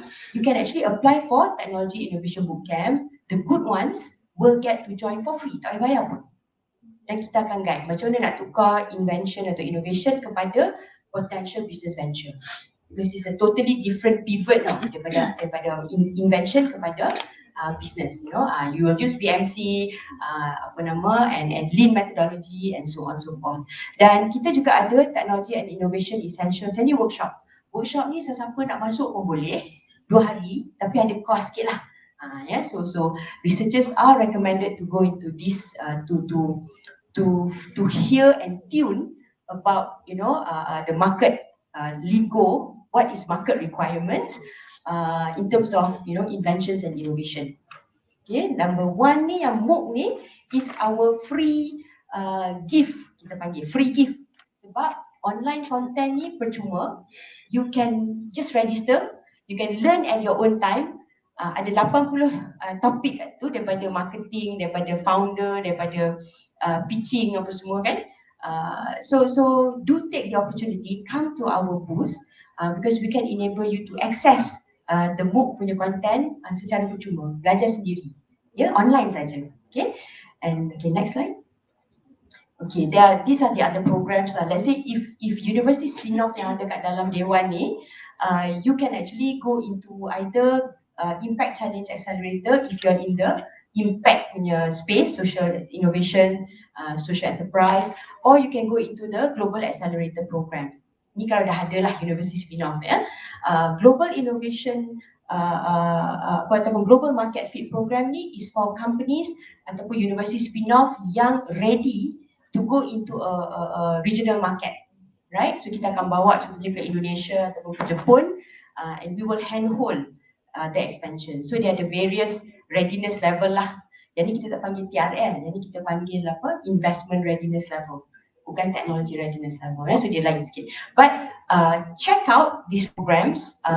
Don't miss out because you never know, some of this program might be what you need to go to the next level of your progress, be it as a founder, be it as a company or university spin-off, be it in terms of the product or invention that you're currently having, right? So with that, I'm just going to pass the session to Cik Abdul Rahim to continue, and Cik Rahim will be talking about we'll be talking about technology commercialization, and I think this part is more of our roadshow lah, ya. Roadshow ni kita akan buat dekat 5 lokasi. Do check out dekat our booth juga if you are interested to be part of the Meranti punya roadshow dekat lokasi yang dituliskan kat sini. Okay. Alright, so thank you so much, Cik Rahim. I'll pass the session over to you. Thank you. Thank you, Kak Juan. Assalamualaikum. Good morning, everyone. Boleh dengar? Yang kat belakang tu boleh dengar?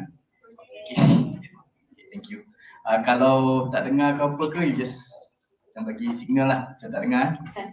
Kadang-kadang mic ni daripada sini, kadang-kadang dia turun bawah kan. Okay, I would like to continue from what my colleague has already talked about Meranti punya formation, what programs that we have, and also our facilities and all that.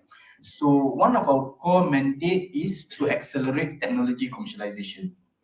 So I think all of the universities boleh relate lah. Okay, because university sekarang pun it's not only about IP filing but also to commercialize those IPs. Kan? Okay. Basically, commercialization is about end-to-end facilitation. That's what we intend to do. We want to provide the end-to-end facilitation to commercialize from the idea, from the ideation stage up until the product or the service or the solution is deployed into the market. Okay, so these are basically the stages, the early stage, mid stage, and the later stage. So at the early stage is the ideation and applied research, where we would like to validate the idea of the research and also to establish ataupun to assist the researcher to develop a research prototype and also to advise on their IP protection. Okay, so all of this will be provided in-house by Meranti themselves lah. So in a way, you can take Meranti's role as a TTO, extension of your own TTO in your respective universities. You have your TTOs kan, tapi you can macam anggap Meranti ni sebagai extension to that at the national level lah. Okay, so once we move to the mid stage, then the commercialization strategies and all that will also be facilitated to Meranti. Okay, all this testing and validation, we have the facilities lah, as what mentioned by my colleague earlier. So the testing and validation will be done at Meranti as well. Okay, and also on the latest stage, when during the scaling up and commercialization, there will also be assistance in terms of regulatory certification, manufacture and scale up. Manufacture and scale up, macam my colleague mentioned about the Meranti engineering, and also the commercial deployment. So end of the day, we want to bring all these ideas, these good ideas, R&D projects from the lab into the market. Okay, next slide. Okay, these are some of the value-added IP services that we provide at Meranti. Some of these services is quite similar or is also offered by other IP agents. But the only difference is we focus more on the commercialization. Okay, IP filing alone does not translate into value, does not create value basically. Okay, it may create number of IP filings. That is maybe one KPI that you need to reach. But apart from that, you also need to create value to that IP. Okay, so based on that, some of these services can be provided by any other IP agents. But if you need anything specific on commercialization facilitation, please do not hesitate to approach Meranti on this. Okay. So I think it's quite clear. I think kita boleh baca lah kan. Okay. So we go to the next slide. Thanks. Okay. These are some of the commercialization strategies. I just want to share some examples. Okay. From local examples and also some international examples on the commercialization strategies. Basically, mostly define commercialization as bringing the ideas from the lab to the market via four ways lah, which is assignment, licensing, spin-off, or joint venture. Okay. Basically, assignment is the outright sale of the IP to another party, from assigner to assignee, or licensing, which is giving permission to another party to exploit the IP. The difference is assignment is like you're selling off your IP rights. Licensing is like you're giving the rights to another party, it's like renting out or giving permission. Spin-off is creating a business entity specifically to commercialize the IP, and also the joint venture, which is formal business collaboration between two or more businesses to commercialize the IP.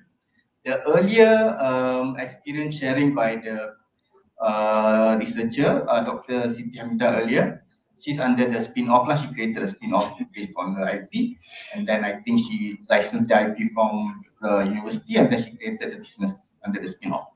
Yeah, next. So basically for assignment, right, assigner will sell the IP right to the assignee, and the ownership changes hand from the assigner to the assignee.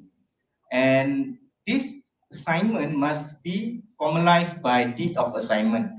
So deed of assignment will contain the transaction, proper amount of the assignment, and all that will be under the deed of assignment. Okay.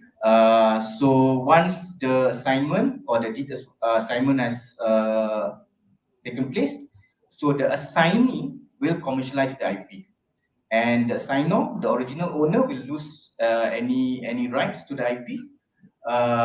Basically, normally it's a one-off payment lah. Kalau kita buat assignment ni sebab kita jual, once we sell off the IP, then that's it lah. So for one price at the probably at a higher price, okay, and then there is no potential revenue from the royalty ke apa lah, any on assignment, yeah. Okay, so assigner does not have any claim into the future revenue. Pros of having assignment is possibly it goes under a bigger payoff lah, because you are transferring the right. Okay. So sometimes it can also be that some IPs is not in line with your business or your organization. Maybe some universities focus on certain research areas. So some IPs that is not in line with that research areas, you can sell it off. Okay. Before that. Okay. But the cons is if you do assignment, right? You are giving the opportunity for the assignee to actually create new IP lah. And there's a permanent loss of income for the assigner, for the original owner. Okay. This is one example of IP assignment from UPM. This actually is, if I'm not mistaken, this is the highest value of patent assignment. Okay, so this is for 4 million of transferring the patent rights from university to SME. Okay, so I don't know how the company is doing now, but apparently this is one of very good vaccine for goat, because it's the nasal kind of intranasal spray vaccine. So basically, if the patent is good, has some potential commercial potential, then it can generate this kind of income to the university. Okay. Next. So earlier we talked about assignment. So this is about licensing. Licensing is basically about giving permission to another party to exploit the IP, but ownership still belongs to the university or the licensor. Okay. So licensing can be limited by terms and conditions. It can be given under sole, exclusive, or non-exclusive licensing. All will be determined by the licensing agreement. Okay. Actually, from what I know, I don't know whether you can agree with me or not, but most academics, most universities, they prefer licensing because licensing, first they have an upfront fee, and then they can have a royalty based on the revenue generation. Okay, so most universities prefer this one. Okay, because company still owns the IP, but they do not need to participate in the exploitation of the IP. But the disadvantage is they rely fully on the licensee to commercialize.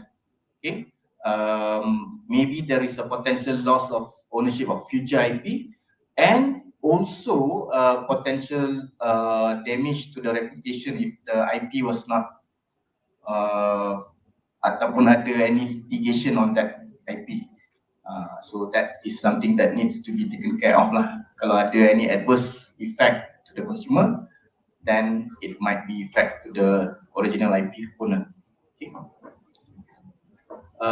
This is some examples, both foreign examples. As you know, the AstraZeneca COVID-19 vaccine was actually licensed from Oxford because it was government-funded research. So the AstraZeneca vaccine was actually one of the cheapest vaccine lah compared to Pfizer. Pfizer tu masa tu is kayangan punya, ingat vaksin kan. Tapi AstraZeneca one of the cheapest lah. Because of this arrangement of licensing arrangement is stated in the licensing agreement that when Oxford gives the right, AstraZeneca has to sell it within that price range. Okay, and also cross licensing. Licensing, not only licensing to another party, they can also license and do a cross licensing. Samsung, they have many business interests, but one of it is on the smartphone and all that, right? On the other hand, Google is on the Android platform punya developer. But when Google wants to enter the smartphone industry, they license the technology from Samsung. And Samsung also licensed the Android technology from Google. Okay, so this is cross licensing. Licensing can be under exclusive, where you are giving the right to only one party, which means only that party, that licensee only can exploit the IP. Which means that if let's say you have given the right to another party, only that party can exploit. You yourself cannot exploit the said IP because you are giving the exclusive licensing to the other party. Okay, if it's a sole licensing agreement, then the licensor still can exploit. So licensor and the licensee can exploit. And if it's non-exclusive, then multiple licensees lah. You can have more than one licensee, and the licensor also can exploit. Okay. This is another way of commercialization, is through spin-off companies. Creating a new independent entity or subsidiary, even when the parent company is still active. Equity owners of the parent company receive equity stakes in the newly spun off company, or the parent company is a non-business entity. So normally in university is a non-business entity. So they have to create spin-off if they want to commercialize the IPs. So, but basically, this is also another route that is favored by universities. Okay, but I don't know, but some universities they define startups and spin-off similarly, but generally startup is, spin-off is actually different from startups. Spin-off normally will have stake atau interest by the university. Kalau startup is normally from the students ataupun anybody else. Okay. What are the pros of having a spin-off companies? The parent company ataupun the IP owner can minimize or eliminate risks from potential IP infringement or related litigation, minimize legal or regulatory hurdles.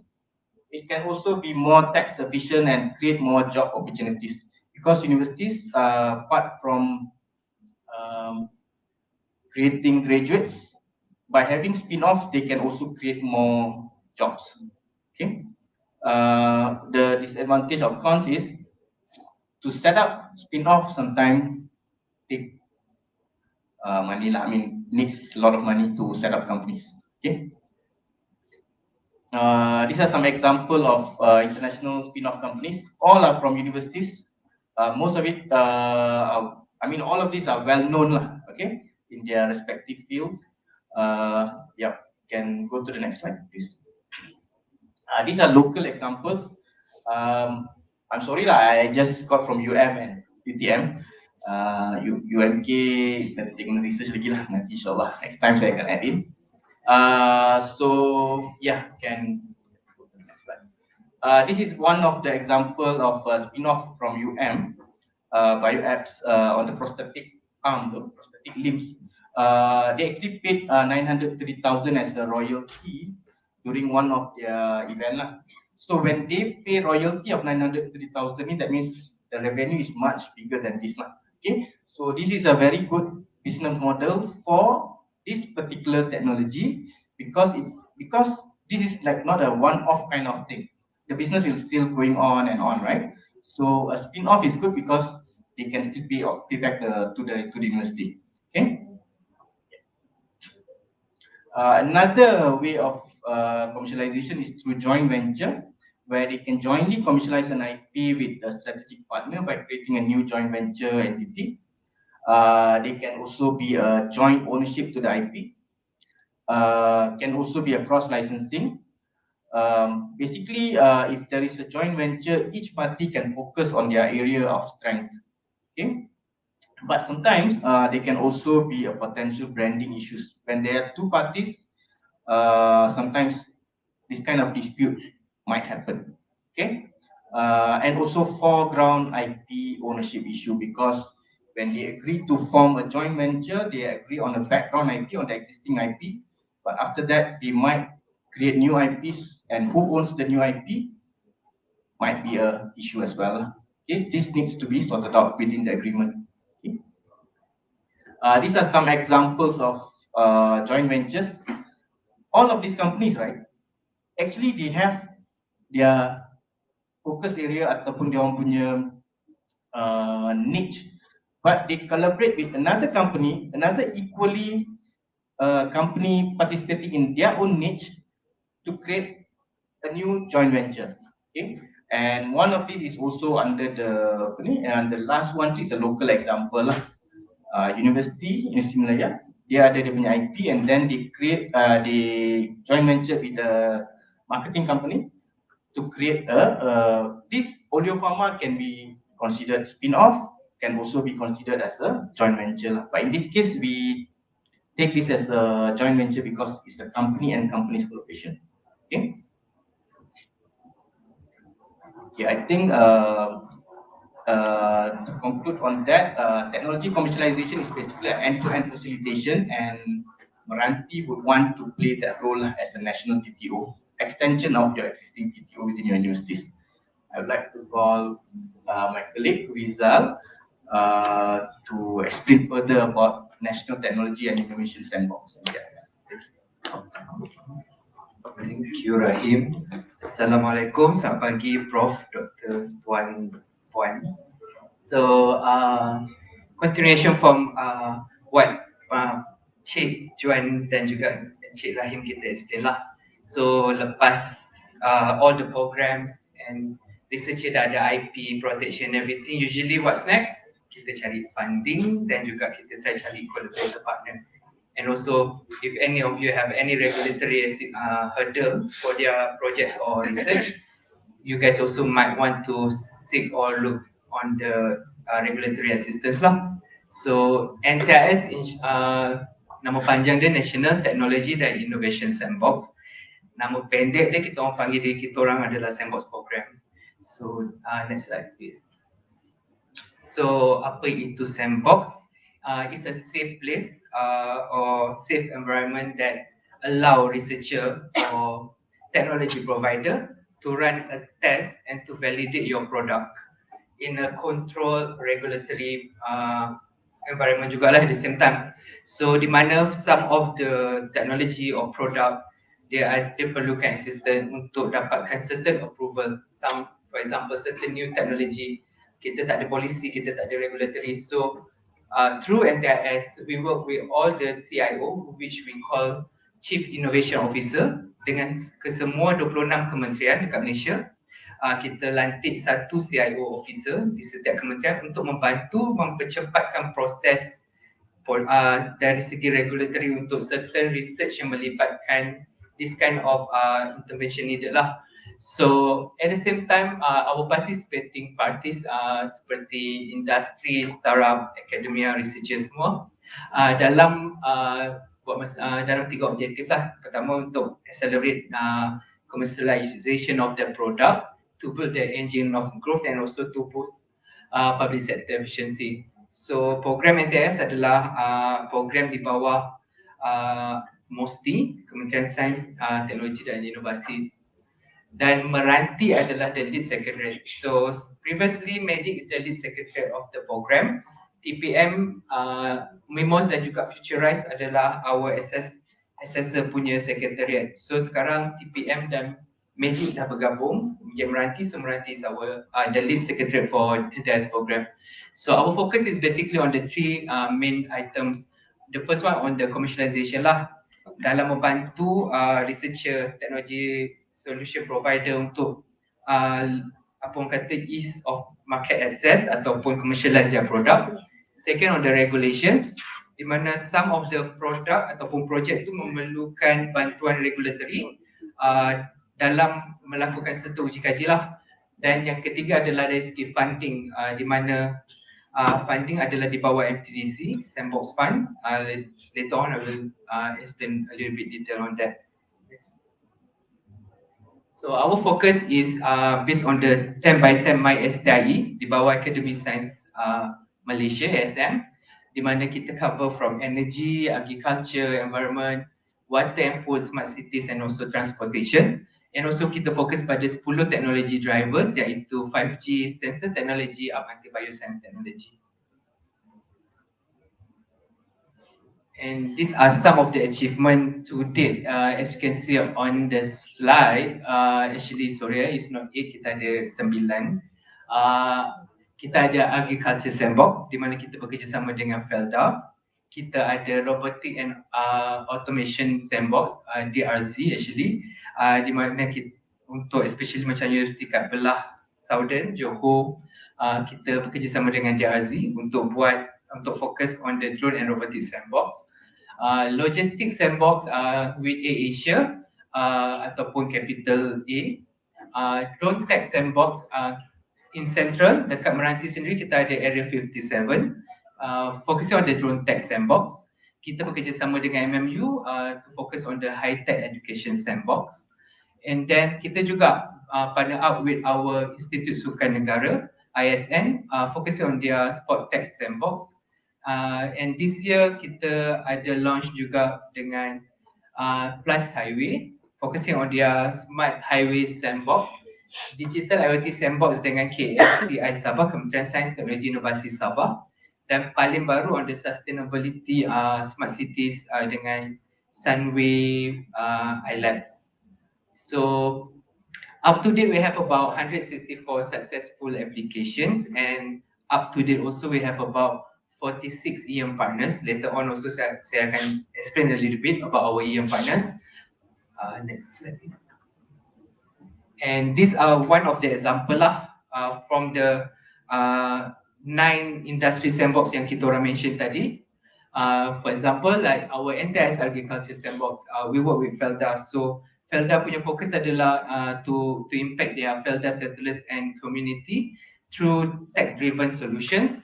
So facts about Felda buat masa ni, diorang ada about 30,000 total settler or farmers.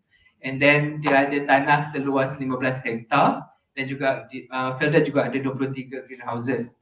So the challenges through Felda ni, for example, they talk about low awareness and slow tech adoption. They also have this problem on high dependency on manual and foreign labor. So most of their labor ataupun farmers tu adalah orang tua. So orang muda ni diorang tak nak go towards this because panas lah apa kan. So with the expectation that let's say dengan adanya adoption of technology, kita boleh tarik lagi orang muda ni untuk bercocok tanam ataupun focusing on this sector lah. And then they talk about high cost, di mana 60% fokus pada labor dan 40% fokus pada plantation, maintenance and also fertilizer. So through NTIS program we have certain solutions lah. So one of it is we're talking about pesticide spraying drones, using drone untuk sembur racun and everything to target their bedworms ataupun ulat bungkus. Sebagai contoh, kita introduce to Felda two of our applicants yang drone related, Polar drones dan juga Aerodyne. So Aerodyne for example telah melakukan beberapa ujian dekat tanah ke area kawasan Felda sendiri. So through that test, Felda been quite happy with whatever that the data that they receive. So from there juga Felda telah juga memberi beberapa apa orang kata job kepada Aerodyne untuk buat all this spraying on the untuk ubat untuk target ulat bungkus. So up to date, they have been making commercialization or sales with Felda is around 900,000 900,000. So other than that, we have AI robotic farm by Bentry Technologies. We also have our smart farming with AI sensor. Then we also introduced to them on the antifungal nano delivery system by NanoEnzyme. So some of the potential impact through this adoption of the technology is hopefully by every month the settler income can go up to 5,000. Buat masa ni settler income is around 3,000 something. These are the information by Felda themselves, yeah. And then they are expected about up to 50% labor force reduction, and then they talk about 30% productivity improvement and also up to 20% cost reduction in the future run. And then these are our Scouting Tech-based innovation startups. We are focusing on following the reference of TRL, Technology Readiness Level, di mana of course the first one is on the requirement preference to Malaysian individual or 51% share Malaysia-owned companies. And second, on the foreign companies are welcome, but they are not eligible for our government funding. And then the third one on the technology ownership or technology license, basically. And number 4, solution 2 should be at the TRL 6 and above. So I know some of the researcher macam lepas kita dah buat IP and everything, usually bila dah buat test, you guys are between 5 and 6 macam tu kan. So once you reach TRL 6, then you can try and apply for our assistance or facilitation. And number 5 is solution requires a sandbox environment for testing and validation. These are our, oops, berani mati dia terus skip. Ni yang orang lain nak tengok sebenarnya. So these are our funding scheme, BIMTDC. So kita ada 4 jenis sandbox. Sandbox pertama kita panggil single site lah, which we cover up to 250,000. It's 100% grant. And then sandbox 2 or multiple site, di mana let's say pemohon tu mempunyai lebih daripada satu test bed area ataupun test site. So you can apply for our multiple site. For more than one test bed area, we cover up to 500,000, which is a matching grant, 70-30. And then sandbox ketiga, which is commercialization grant, commercialization sandbox. So basically untuk commercialization, we're looking at TRL 8 and above lah, which you guys are ready to enter the market basically. So we cover up to 4 million. It's also a 70-30 matching grant and also convertible promissory notes. And then the sandbox 4 is our matching fund. Di mana for example, syarikat, researcher, you guys dapat one investor yang berminat to invest 1 million. Then you can come to us, we can match that 1 million amount. So total project will be 2 million. But for matching fund ataupun sandbox 4, it can go up to 5 million. So let's say ada investor nak berminat nak invest 5 juta, we can match that 5 million, total project can be 10 million. So project duration can be from 6 months up until 18 months for sandbox 3 and 4. Our eligible cost or scope covered technology licensing, product registration, production cost, IP registration, technology and market validation, operational expenditure. Additional for our sandbox 3 and 4, we cover purchase of equipment and machinery, marketing and also our promotional costs. Okay. Next on the partner, macam saya mention tadi, kita ada total of 46 EM partners, which already signed on board as our partners lah officially. So kita ada lebih kurang 10 corporate partners ataupun corporate sandbox. Kalau Prof Dr. boleh nampak dekat slide, kita ada 10 corporate sandbox di mana diorang menyediakan tapak ataupun kawasan ujian for you guys to run a live test environment in a live environment punya situation lah. So kita ada, let's say it's related with construction, we have CRIM yang bahagian bidang atau sektor construction. And also macam yang saya mention tadi lah, dia ada 9. And then we also have our 36 Innovation Acceleration Network Partners ataupun EM Partners yang fokus kepada subject matter partners, our technology partners, our facility partners, our regulatory partners, our funding or external funding partners, and also our market access partners. So we collaborate also with all these corporate Malaysia Aviation Group, TMB, Sunway, Maxis, IOI Group. So we're aware that because some of the researcher or solution provider, you also need this kind of partners to see whether benda yang you guys tengah buat tu adalah benda, is that a problem, is that a demand yang you guys tengah work on. So although you're not applying for our fund ke our facilitation, feel free to reach to us if you're looking for some feedbacks of your technology or your solutions lah, tak ada masalah. Next. These are one example of our applicants, Idea Spark. So this is basically their journey. So they have completed their Sandbox 1, di mana Sandbox 1 macam saya cakap tadi, we cover up to 250,000 for one testbed area. Sekarang projek dah habis, diorang berminat untuk apply for Sandbox 3 because they get some good feedback from the hospital and everything. They have run their test dekat Mayat Serdang and also some government hospitals, and they are applying for our Sandbox 3 lah, for commercialization Sandbox. And yeah, I think that's all about NTIS. We are now open to question and answer lah.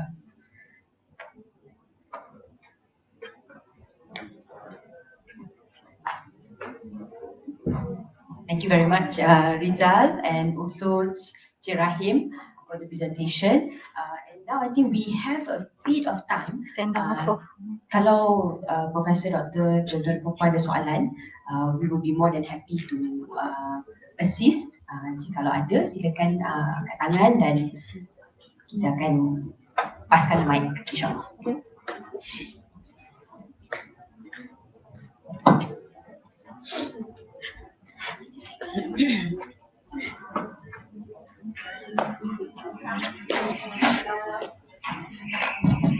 Assalamualaikum. So I just want to ask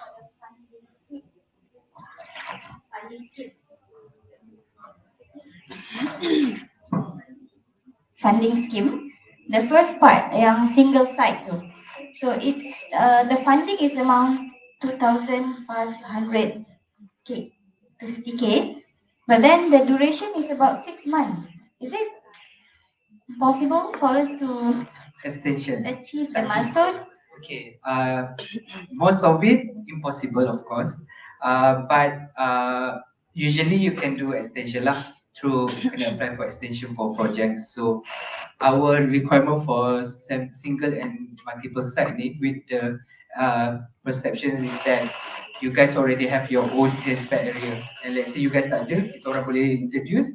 It's just that when there's a need of regulatory assistance, then yang tu biasa akan makan additional time lah untuk buat, sebab kadang-kadang perlu dapatkan approval and everything. We do have one project yang perlu involvement custom and everything, and alhamdulillah with custom, immigration, everything, they fully support of the project and they managed to validate their project and is useful for them juga.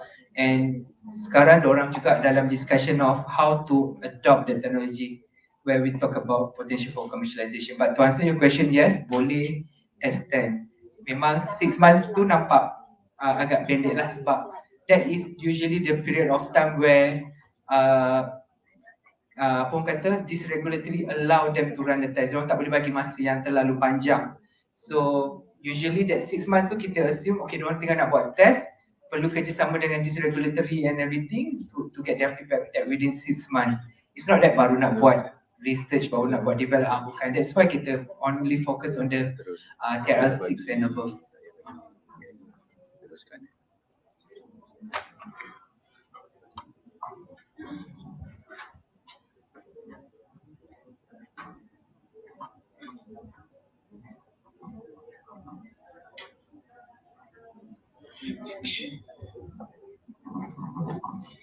Okay, kalau okay, silakan tuan yang Okay, untuk first single site and hello.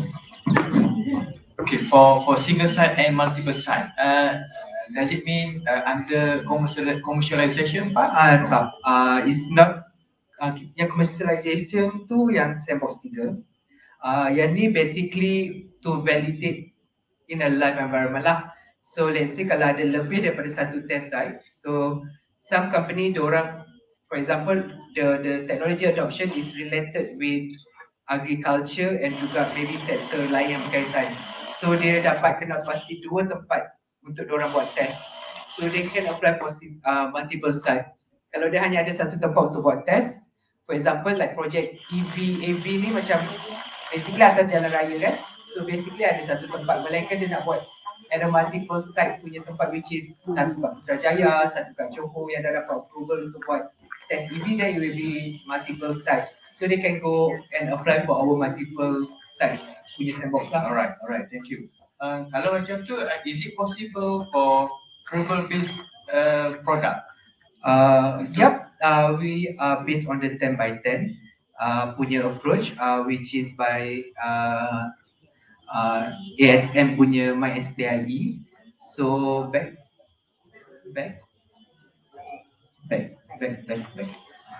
Okay ni.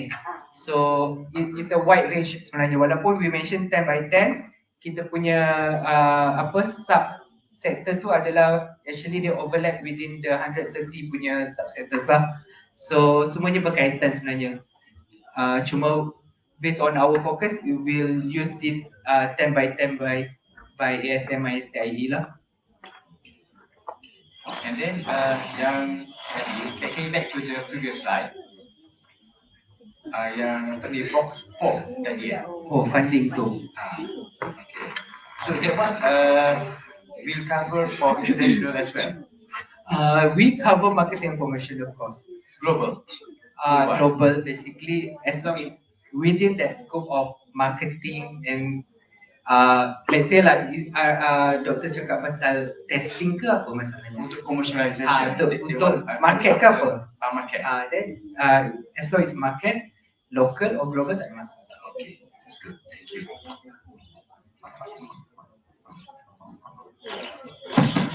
So, is there any space or slot for market survey? Let's say help the researcher to do market survey before the researcher can go further for the commercialization. Thank you so much Prof for the question. Untuk market survey, Meranti tak ada buat that kind of service lah. Maksudnya it is a survey to find out whether is there market potential or not kan.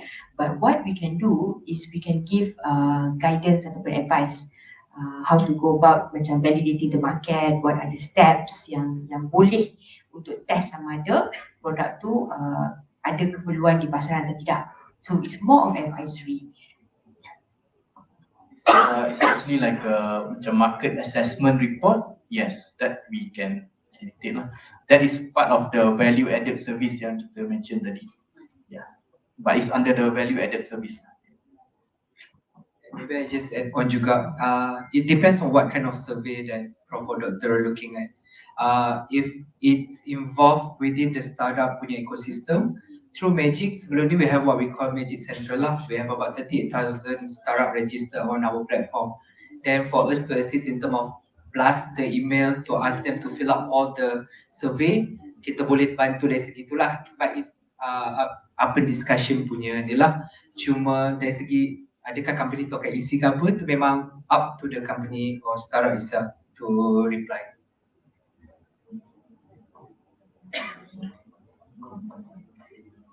Sorry, if I missed the earlier part. So the value added service that Encik Rahim mentioned just now, do we have to apply for it or is it by?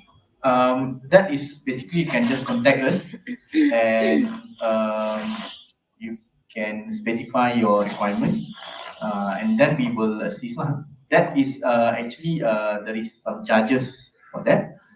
So we have to we need to understand your requirement, your specification, and then we will issue a proposal. And once we agree, then we will undertake the work lah. But what I want to emphasize is the value added service too is complemented by the let's say for a market assessment report and all that IP audit, IP valuation and all that we use globally recognized punya resources lah. Kalau market research tu kita pakai Statista, Frost and Sullivan contohnya. Kalau untuk patent analytics then we use Clarivate and all that. Yeah.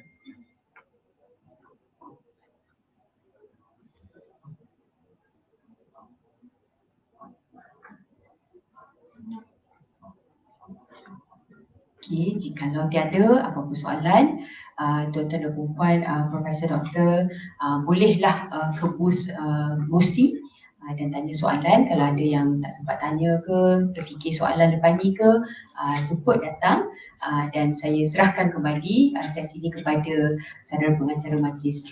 Thank you so much. Assalamualaikum warahmatullahi wabarakatuh.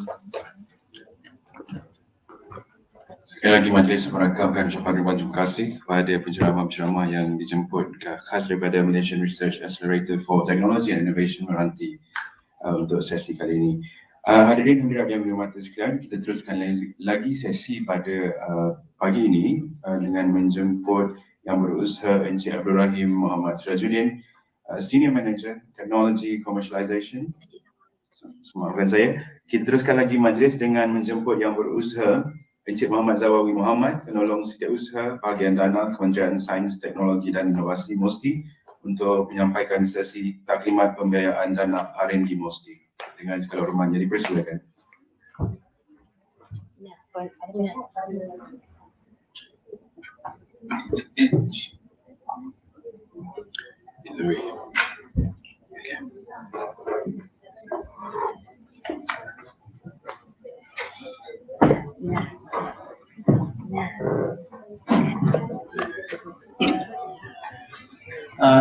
Terima kasih kepada saudara masyarakat majlis. Bismillahirrahmanirrahim. Assalamualaikum warahmatullahi wabarakatuh. Selamat pagi dan salam sejahtera.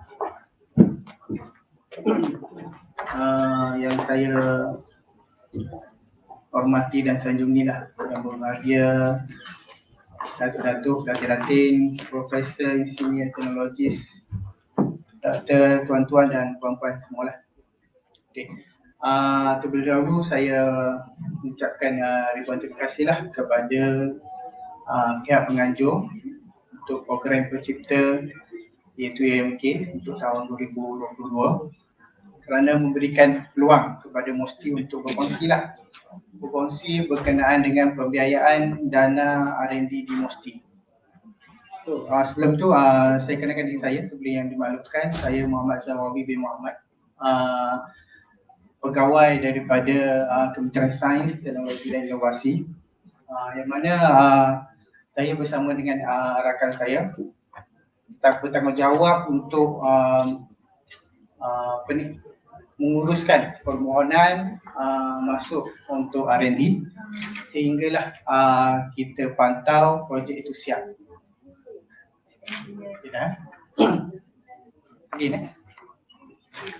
Okay, untuk pengenalan, sebenarnya kita dah bermula pada tahun lepas lagi lah. Pada tahun 2021 kita telah melancarkan 5 skim dana yang baru untuk RMK 12. So dana untuk RMK 11 kita dah terminate.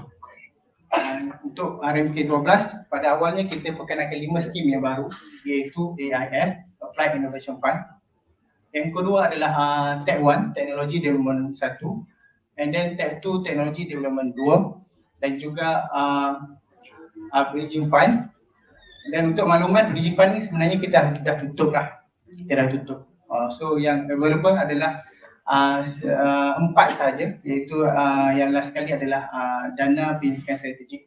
Yang mana dana pendidikan strategik ini adalah permohonan dia melalui agensi pelaksana dan pemantau. So dia tidak directly kepada MOSTI. Okay, kita akan tengok apa perbezaan keempat-empat skim ni. Okay, next.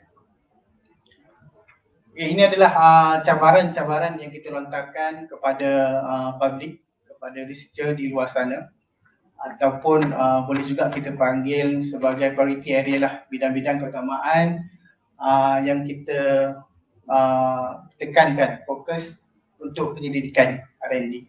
So yang pertama adalah kebudayaan, kesenian dan pelancongan, alam sekitar dan biodiversiti, teknologi dan sistem pintar, perkhidmatan perniagaan dan kewangan, bandar pintar dan pengangkutan, tenaga, pendidikan, perubatan dan penjagaan kesihatan, pertanian dan pertahanan serta air dan makanan. So kalau ada kajian-kajian penyelidikan R&D, so tuan-tuan mohon fokuskan kepada bidang-bidang keutamaan inilah.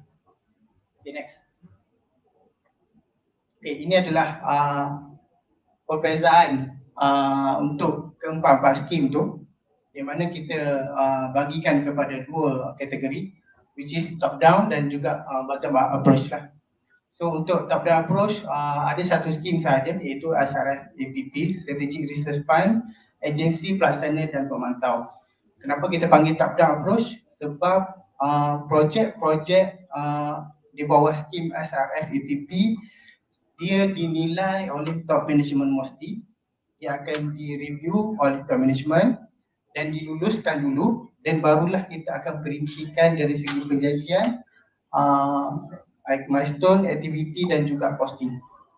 That's why kita panggil dia sebagai top down. So projek-projek di bawah SRFPP ni biasanya yang ada national interest lah, yang strategik kepada negara. Okay. Manakala untuk bottom up kita ada 3 skim, iaitu AIF, Applied Innovation Fund, yang mana di bawah AIF ada 2 kategori pemohon. So sebelum saya terangkan lebih lanjut, saya ingin tekankan ada 3 kriteria utama lah, macam mana tuan-puan nak identify skim yang mana yang paling sesuai untuk dimohon. Sebab semasa dekat booth tu macam-macam datang. Ada yang memang dah familiar dengan skim di MOSTI. Ada yang cuma tahu MOSTI ni ada sediakan grant tapi tak tahu skim apa.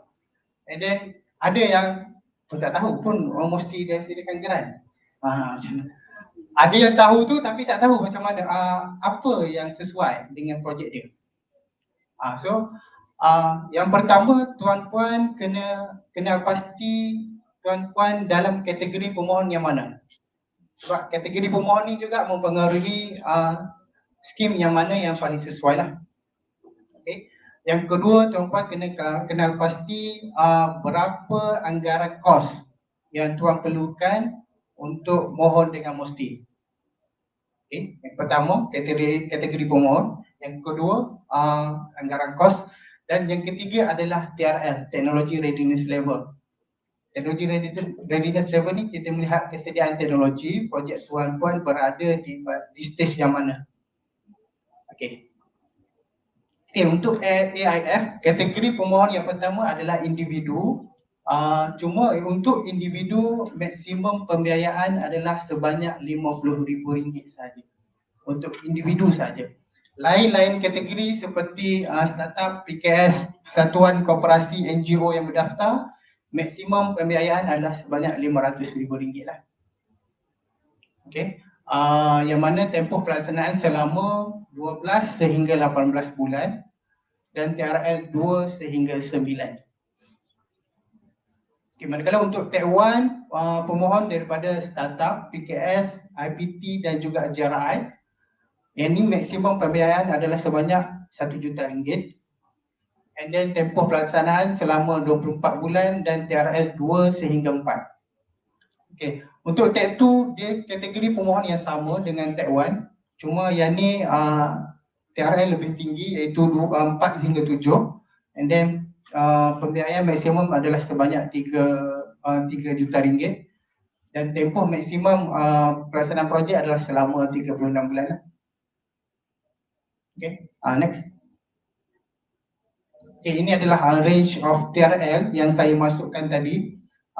Untuk tab 1 daripada TRL 2 sehingga 4 iaitu untuk daripada formulation of concept sehingga lab validation. Untuk tab 2 daripada lab validation sehingga demonstration of prototype. And then untuk AIF daripada 2 sehingga 9 anti product proven. Dia maksudnya bukan sebenarnya tuan-tuan buat projek tu mesti sehingga TRL 9. Maksudnya semasa entry, semasa permohonan tu dia mestilah berada dalam range yang inilah.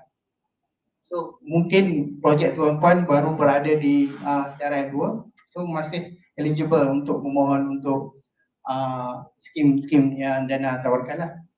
And then ada SRF APP sama daripada TRL 2 sehingga 9 lah. Okay, next. Okay, yang ni adalah part yang menarik jugalah. Sebab bila kita dah luluskan, ramai pemohon yang berjaya tu dia dah lepas pandang pasal benda ni. Sebab ini adalah apa yang kita fund untuk dana R&D mesti. Luar daripada ni, itu kita tak fund lah. Okay, yang pertama adalah untuk ujian. Sebenarnya apa-apa ujian yang melibatkan secara langsung berkenaan dengan projek boleh dimasukkan kos di bawah pembiayaan dana mesti lah. And then kedua untuk intellectual property, sama ada untuk pendaftaran patent, copyright dan sebagainya.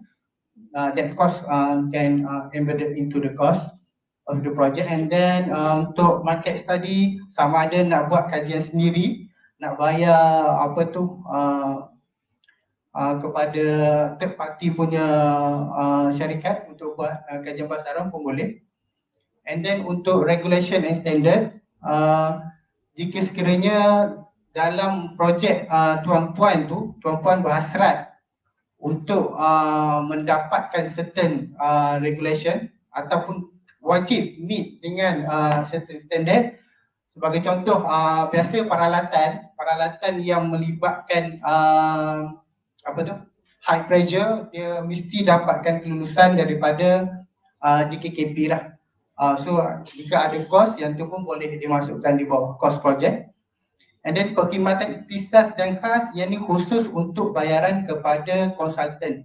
Jika sekiranya tuan-puan ada melantik konsultan semasa pelaksanaan projek, kos untuk konsultan pun boleh dimasukkan di bawah pembiayaan dana mesti lah.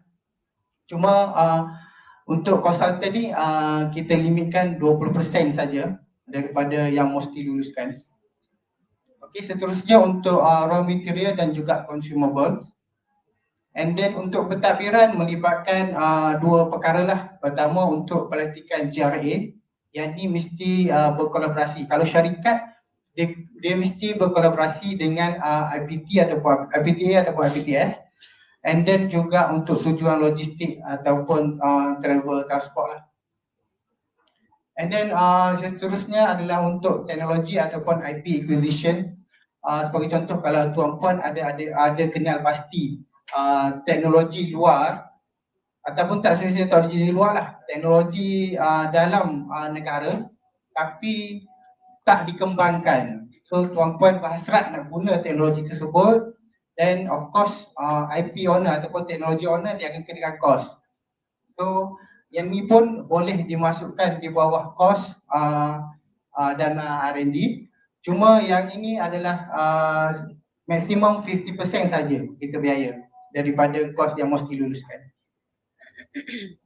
And then last sekali adalah untuk pembelian peralatan yang berkaitan langsung dengan projek lah. Okay, next. Okay, untuk proses permohonan dana di mesti, Permohonan mestilah melalui sistem SDB ataupun secara online. So pegawai di MOSTI akan membuat samakan pentadbiran, membuat pentadbiran, and then bila telah melapasi tapisan pentadbiran, kita akan panggil untuk sesi evaluation lah dalam jawatankuasa penilaian dana, yang mana komposisi panel antara 3 hingga 5 orang, yang mana panel ni dilantik daripada kalangan academician, industri dan juga panel komersial lah. Tak ada panel daripada MOSTI pun. Kebanyakannya panel daripada luar yang kita lantik. And then sure daripada JPD ni, daripada panel kita akan angkat kepada jawatan kuasa kelulusan dana JKD. And then JKD lah yang akan muktamadkan keputusan sama ada permohonan tuan-puan diterima atau ditolak. Okay, and then selepas itu kita akan keluarkan surat tawaran, and then kita akan tunggu surat setuju terima daripada tuan-puan. Kenapa kita kena tunggu?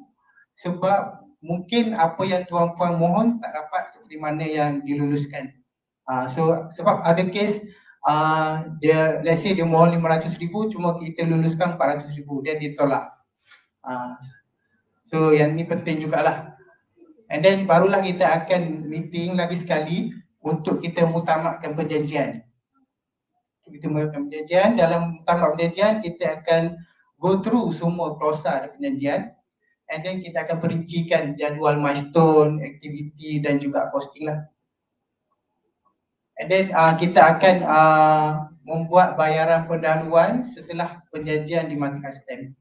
Ini untuk proses permohonan untuk skim bottom up yang ada 3, AIF, Tab 1 dan juga Tab 2. Okay, next. Okay, untuk top down, dia tidak direct kepada MOSTI sebab tuan-puan kena melalui agensi pelaksana yang kita lantik. Basically kita ada lebih kurang 9 atau 10 agensi yang kita dah lantik. Contoh macam MIMOS, Meranti sendiri, and ASM, Akademi Syariah Malaysia, ada banyak lagi lah, lebih kurang 10. And tuan-puan kena melalui APP ini, dan APP ini sendiri dia ada internal committee. Dia ada internal committee, dia akan evaluate proposal tuan-puan, and then daripada komiti di APP tu, dia akan syorkan kepada jawatan kuasa strategik dan teknikal GST. Yang ni saya kata top management yang akan pengurusikan mesyuarat ni, dan mesyuarat ni lah akan syorkan kepada JKD untuk kelulusan lagi sekali. And then sama juga proses seterusnya, kita akan keluarkan surat tawaran, surat setuju terima, dan kita akan duduk untuk muktamadkan perjanjian lah. Okay, next. Okay, ini sedikit panduan lah kepada pemohon untuk grant atau skim di bawah bottom up. Pertama, tuan-puan kena layari sistem SDB, sdb.mosti.gov.my. Okay, tuan-puan kena baca garis panduan permohonan mengikut jenis dana yang dipilih. Okay, dia kata kena baca garis panduan mengikut jenis dana yang dipilih. So macam mana nak pilih jenis dana? Macam saya beritahu tadi, ada 3 kriteria. Yang pertama, kategori pemohon. Yang kedua, berapa kos yang tuan-puan perlukan. And then yang ketiga, tuan-puan kena identify projek tuan-puan berada di stage yang mana ataupun TRL tadi. Okay, daripada situ tuan-puan kena log masuk, and then daftar akaun pengguna menggunakan maklumat profil lah. And then kena lengkapkan maklumat, lengkapkan borang permohonan dan juga buat naik dokumen sokongan. So dia ada 2 perkara kat sini. Yang pertama, tuan-puan kena lengkapkan maklumat dalam sistem SDB. Okay. Yang kedua, tuan-puan kena upload dokumen sokongan di dalam sistem. So dokumen sokongan dia ada senarai semak di belakang garis panduan. Setiap garis panduan dia hampir sama saja dia punya senarai semak, cuma ada sedikit saja berbeza untuk kategori-kategori pemohon tertentu. Macam contoh kalau pemohon dari kategori individu, dia kena upload dia punya IC lah. Kalau pemohon daripada syarikat, dia kena upload SSM macam tu. Tapi basically dia lebih kurang sama sajalah dia punya maklumat sokongan tu. And then bila kita dah semak kedua-dua perkara ni lengkap, waran dah lengkap dan juga dokumen yang diperlukan cukup, barulah kita akan invite untuk sesi penilaian dana yang saya kata tadi akan direview oleh 3 hingga 5 orang panel yang kita lantik. So daripada sesi ini kita akan bawa ke jawatan kuasa untuk kita putuskan dan kita akan maklumkan permohonan kepada pemohon. Kalau yang tolak biasanya kita maklum melalui sistem sajalah. Maknanya tuan-puan akan dapat notifikasi daripada sistem saja. Kalau yang berjaya lulus, kita akan maklum melalui sistem dan juga email. Sebab kita nak emailkan surat tawanan sekali. Okey. Okey, seterusnya ni untuk panduan SRF tadi untuk top down approach.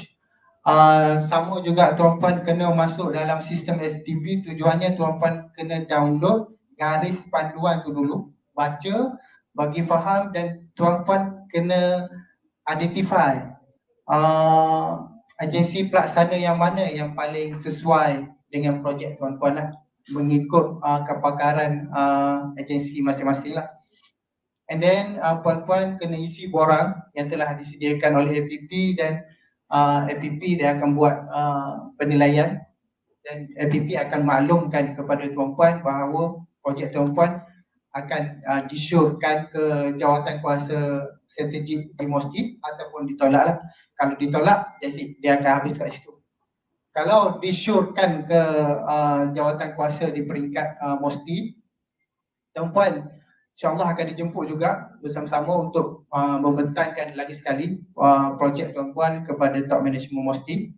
And then top management akan putuskan, akan syorkan kepada jawatan kuasa kelulusan dana lah untuk keputusan tamat. Okay, itu saja untuk top down approach. Next.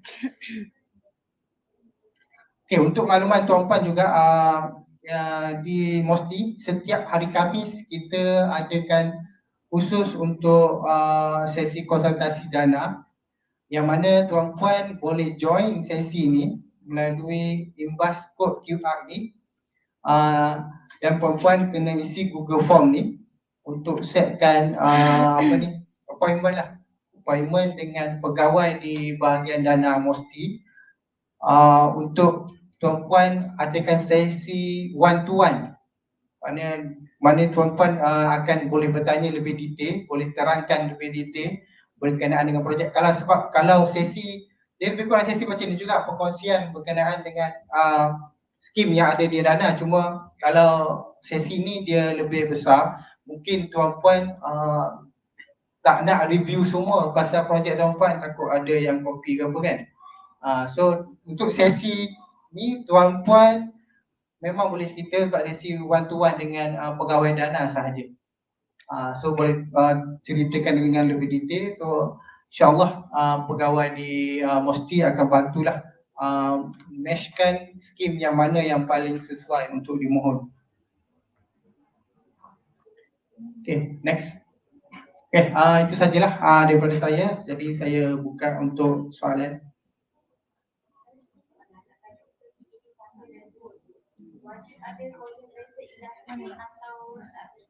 Kita cuma galakkan saja, tak wajib kan. Cuma saya nasihatkan adakan kolaborasi dengan industri lah, sebab kat situ dia ada weightage juga potential untuk commercialization tu. Kalau misalnya pensyarah nak mohon, dia kena perkhidmatan dia jaga masa macam kalau orang nak pencen ada tak tempoh yang tertentu? Dia sama ada dia kes ni berlaku untuk sama ada pensyarah tu nak pencen ataupun pensyarah tu kontrak. Kalau kontrak, dia kena pastikan tempoh kontrak dia tu valid sehingga tempoh pelaksanaan projek. Kalau projek tu 2 tahun, make sure kontrak dia tu cover sehingga kontrak dia valid lah. Ataupun kalau pencen, dah nak pencen, kena plan lah. Sama ada kalau 2 tahun lagi mungkin sempat lah nak pencen. Kalau dah setahun lagi nak pencen tu tak boleh. Ya. Tak semestinya kena ada industri collaboration. Tak, kita cuma galakkan saja. Ya, cuma kat situ dia ada pemarkahan dah. Sebab dia ada potential untuk commercialize. Jadi yang kami tulis TRL tu adalah semula TRL apa? Ya, itu entry level, at least minimum lah. Dalam range yang tu lah. Ya, sebab masa sekarang ni kita memang buka sepanjang tahun, kita tak tutup, tapi kita tak tahu apa yang berlaku selepas 19 hari bulan ni, kita tak tahu.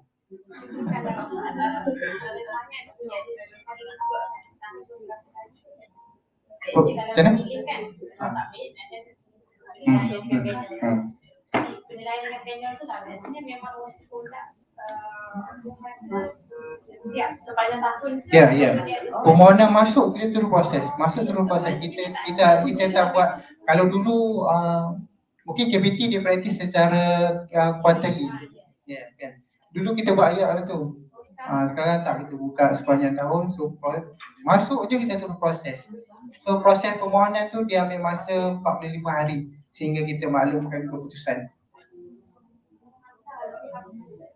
Ya, so dalam tempoh 45 hari itulah akan berlaku sesi penilaian dan sebagainya. Ya. Sepatutnya dalam tempoh 45 hari itu akan ada dapat. Paling lama pun 45 hari lah akan dapat keputusan. Kecuali dia ada kes yang melebihi 45 hari. Contoh, semasa sesi penilaian tu, panel perlukan maklumat tambahan untuk support your claim. Mungkin puan kata dah buat itu, dah buat ini, tapi tak ada black and white. So panel perlukan tersebut untuk showkan biasanya nak ke lulus lah. So mungkin tempoh tu dia akan drag lagi 2 minggu. So 45 hari tu bergantung kepada sesi penilaian tu jugalah. Kalau secara normal 45 hari tu memang kita dah maklum keputusan. So kalau yang dua tadi step 1 tadi. So yang step 1. Yang tu dia ada ke apa dia ni after the end of the project. Apa yang suggested outcome from the grant. Dia mestilah dia lebih tinggi daripada entry level yang dia masuk. Daripada entry level tu. Contoh kalau dia masuk masa di TRL 2, dia at least kena graduate TRL 3 lah. Kan? Kalau TRL 2 formulation concept, TRL 3 proof of concept. So takkanlah stage yang sama akan Tapi dia tak ada lah dalam segi dia ambil berapa orang kena graduate level dan berapa yang tu. Tak. Yang tu terpulang kepada pemohon sama ada nak lantik CRA atau tak nak lantik. Cuma kita galakkan lantik CRA lah.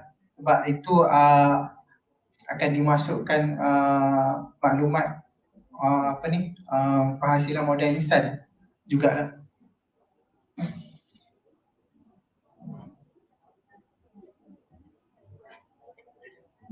Dari segi penghasilan student postgrad. Dari segi penghasilan student dalam masa PhD. Ada syarat itu. Dia student master dan juga PhD. Bukan wajib. Tak wajib. Kalau tak nak masukkan kos untuk student pun tak ada masalah, tak wajib. Tak menjadi kerja. Tapi kalau nak lantik GRA untuk laksanakan projek, maksudnya kos untuk bayaran allowance kepada GRA itu ditanggung oleh MOSTI lah.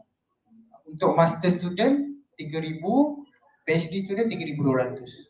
Kalau mungkin share what are the criteria yang buat orang penilaian tu, what are the yang selalu dia akan lihat dan kemudian kepentingan. Okey, yang paling common lah, yang paling common dia tak ada supporting document. Dia claim dia dah buat tu, dah buat ini, tapi tak ada scientific proof. Kena, yang tu yang paling common. And then Ketua projek dia tak tahu pasal projek. Biasanya kalau universiti dia tak ada masalah benda ni. Biasanya syarikat. Yang lead projek tu biasanya dia punya pengurusan, yang buat projek orang bawah. Tapi bila bentang, ketua projek diam. Jadi kita rasa masalah juga ni. Nanti apa-apa hal kita, sebab kita pegang dia ketua projek, kita tak pegang dia punya team member. Kalau yang berjaya pula biasanya kriteria dia. Dia tak ada spesifik kriteria lah yang berjaya ni. Dia bergantung kepada kekuatan proposal. Dia tak ada spesifik kriteria sangat. Kalau panel yang spesifik agriculture mesti panel Ya. daripada mati. Boleh jadi daripada MARTI ataupun daripada UPM. Kalau pertanian biasa daripada UPM ramai. Kalau pasal veterina UPM juga.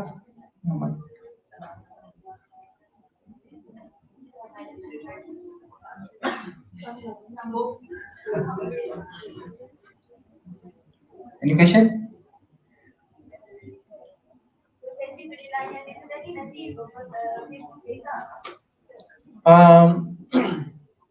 Kita cuba untuk buat secara fizikal lah sekarang. Cuma kadang-kadang pemohon ni dia ada kekangan sebab jauh. Contoh macam Sabah Sarawak macam tak berbaloi je. Nak datang tiba-tiba kena reject kan. Kalau confirm dulu. Okey lah, tiket dah beribu habis. So kita serahkan kepada pemohon. Kalau dia prefer secara fizikal, kita akan buat fizikal. Kalau dia nak online, online.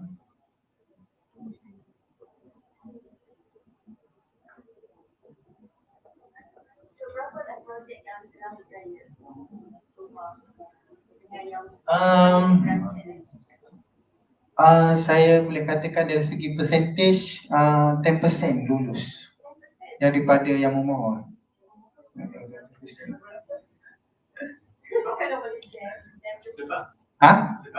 Sebab tu tadilah macam overclaim, tak ada supporting document.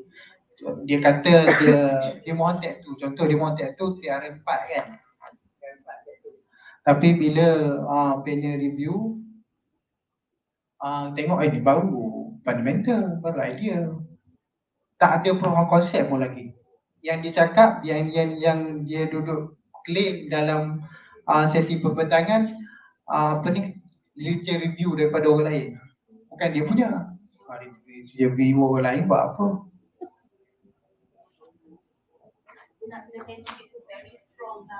Ya. At least dia ada pre-research dah. Saya tak perlu kan publish pun. Kalau publish tu bonus mana tu? Dari 10% tadi tu, adakah dari IPTA ataupun dari semua sektor? Macam sektor, tapi yang paling tinggi IPTA lah. Ya. Researcher ni dalam Malaysia ni daripada IPTA ramai. Daripada syarikat tak ramai. Dan skim yang paling digemari oleh IPT atau IPT ni Taiwan lah. Sebab Taiwan ni dia continuation daripada skim-skim di KPT kan. KPT mostly fundamental research. So Taiwan dia disambut lah bermula dengan TRL 2 kan.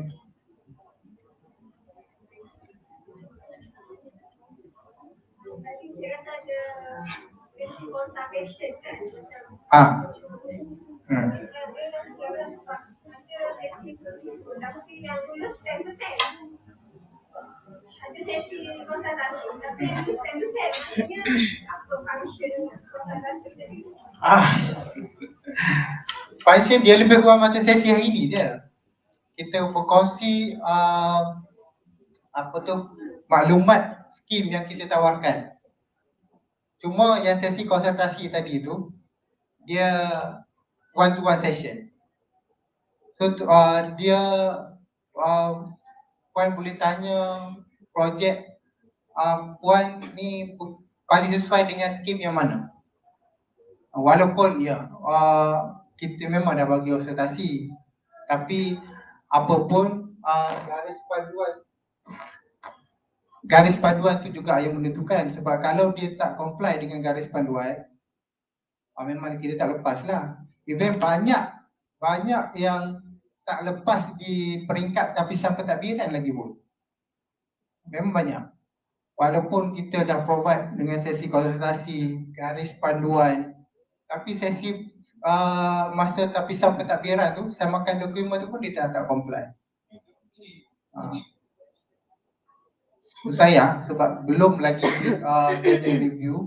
Sebab even kalau dah review oleh panel dan reject, sebenarnya dia ada advantage. Sebab bila kita maklumkan keputusan tolak tu, kita akan sertakan sekali ulasan panel. Daripada situ pemohon boleh buat second application dengan mengambil kira membuat tambah baik ulasan panel yang bagi tadi. Kalau dah awal lagi dah tolak, dia tak dapat apa pun. Kecuali dia kena mohon, dia still boleh mohon berulang-ulang kali. Even sampai sekarang ada sampai 4 kali mohon pun. Tapi tak nampak juga.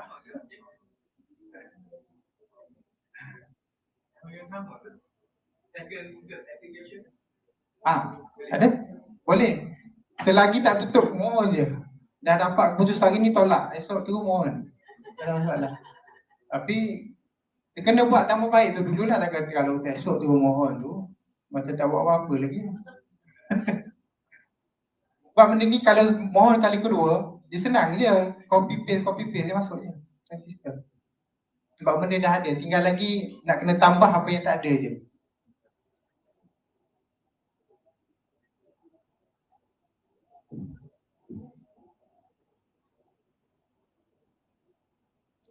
Besar kan?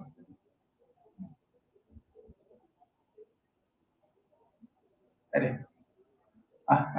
Kalau macam tu, saya ucapkan terima kasih lah kepada Tuan Isali. Itu sajalah daripada saya. Assalamualaikum dan selamat tengah hari.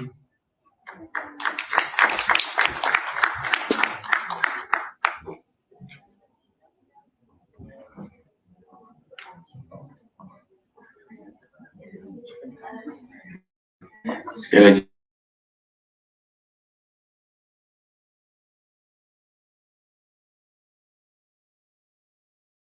Hari ini anak-anak yang dihormati sekalian, kita teruskan lagi dengan majlis penyampaian cendera kenangan kepada para penceramah kita yang sudah hadir pada hari ini. Dengan itu dipersilakan Yang Berusaha Dr. Hana Yasmin Binti Hafiz, Ketua Unit Ignite Venture Lab UMK sekali lagi untuk menyampaikan cendera kenangan kepada para penceramah.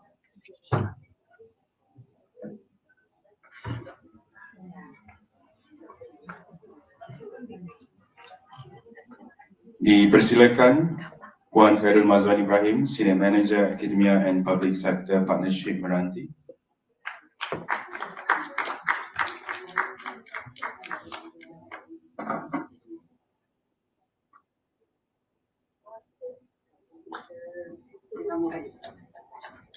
Dijemput Encik Abdul Rahim Muhammad Sirajuddin, Senior Manager Technology Commercialization Meranti.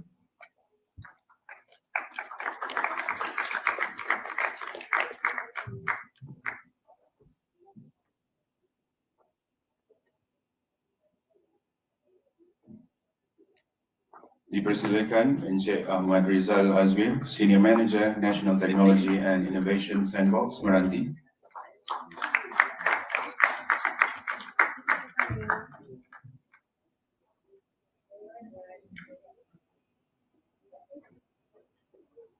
Dan lagi sekali dipersilakan Encik Muhammad Zawi Muhammad, Penolong Setiausaha Bahagian Dana Musli.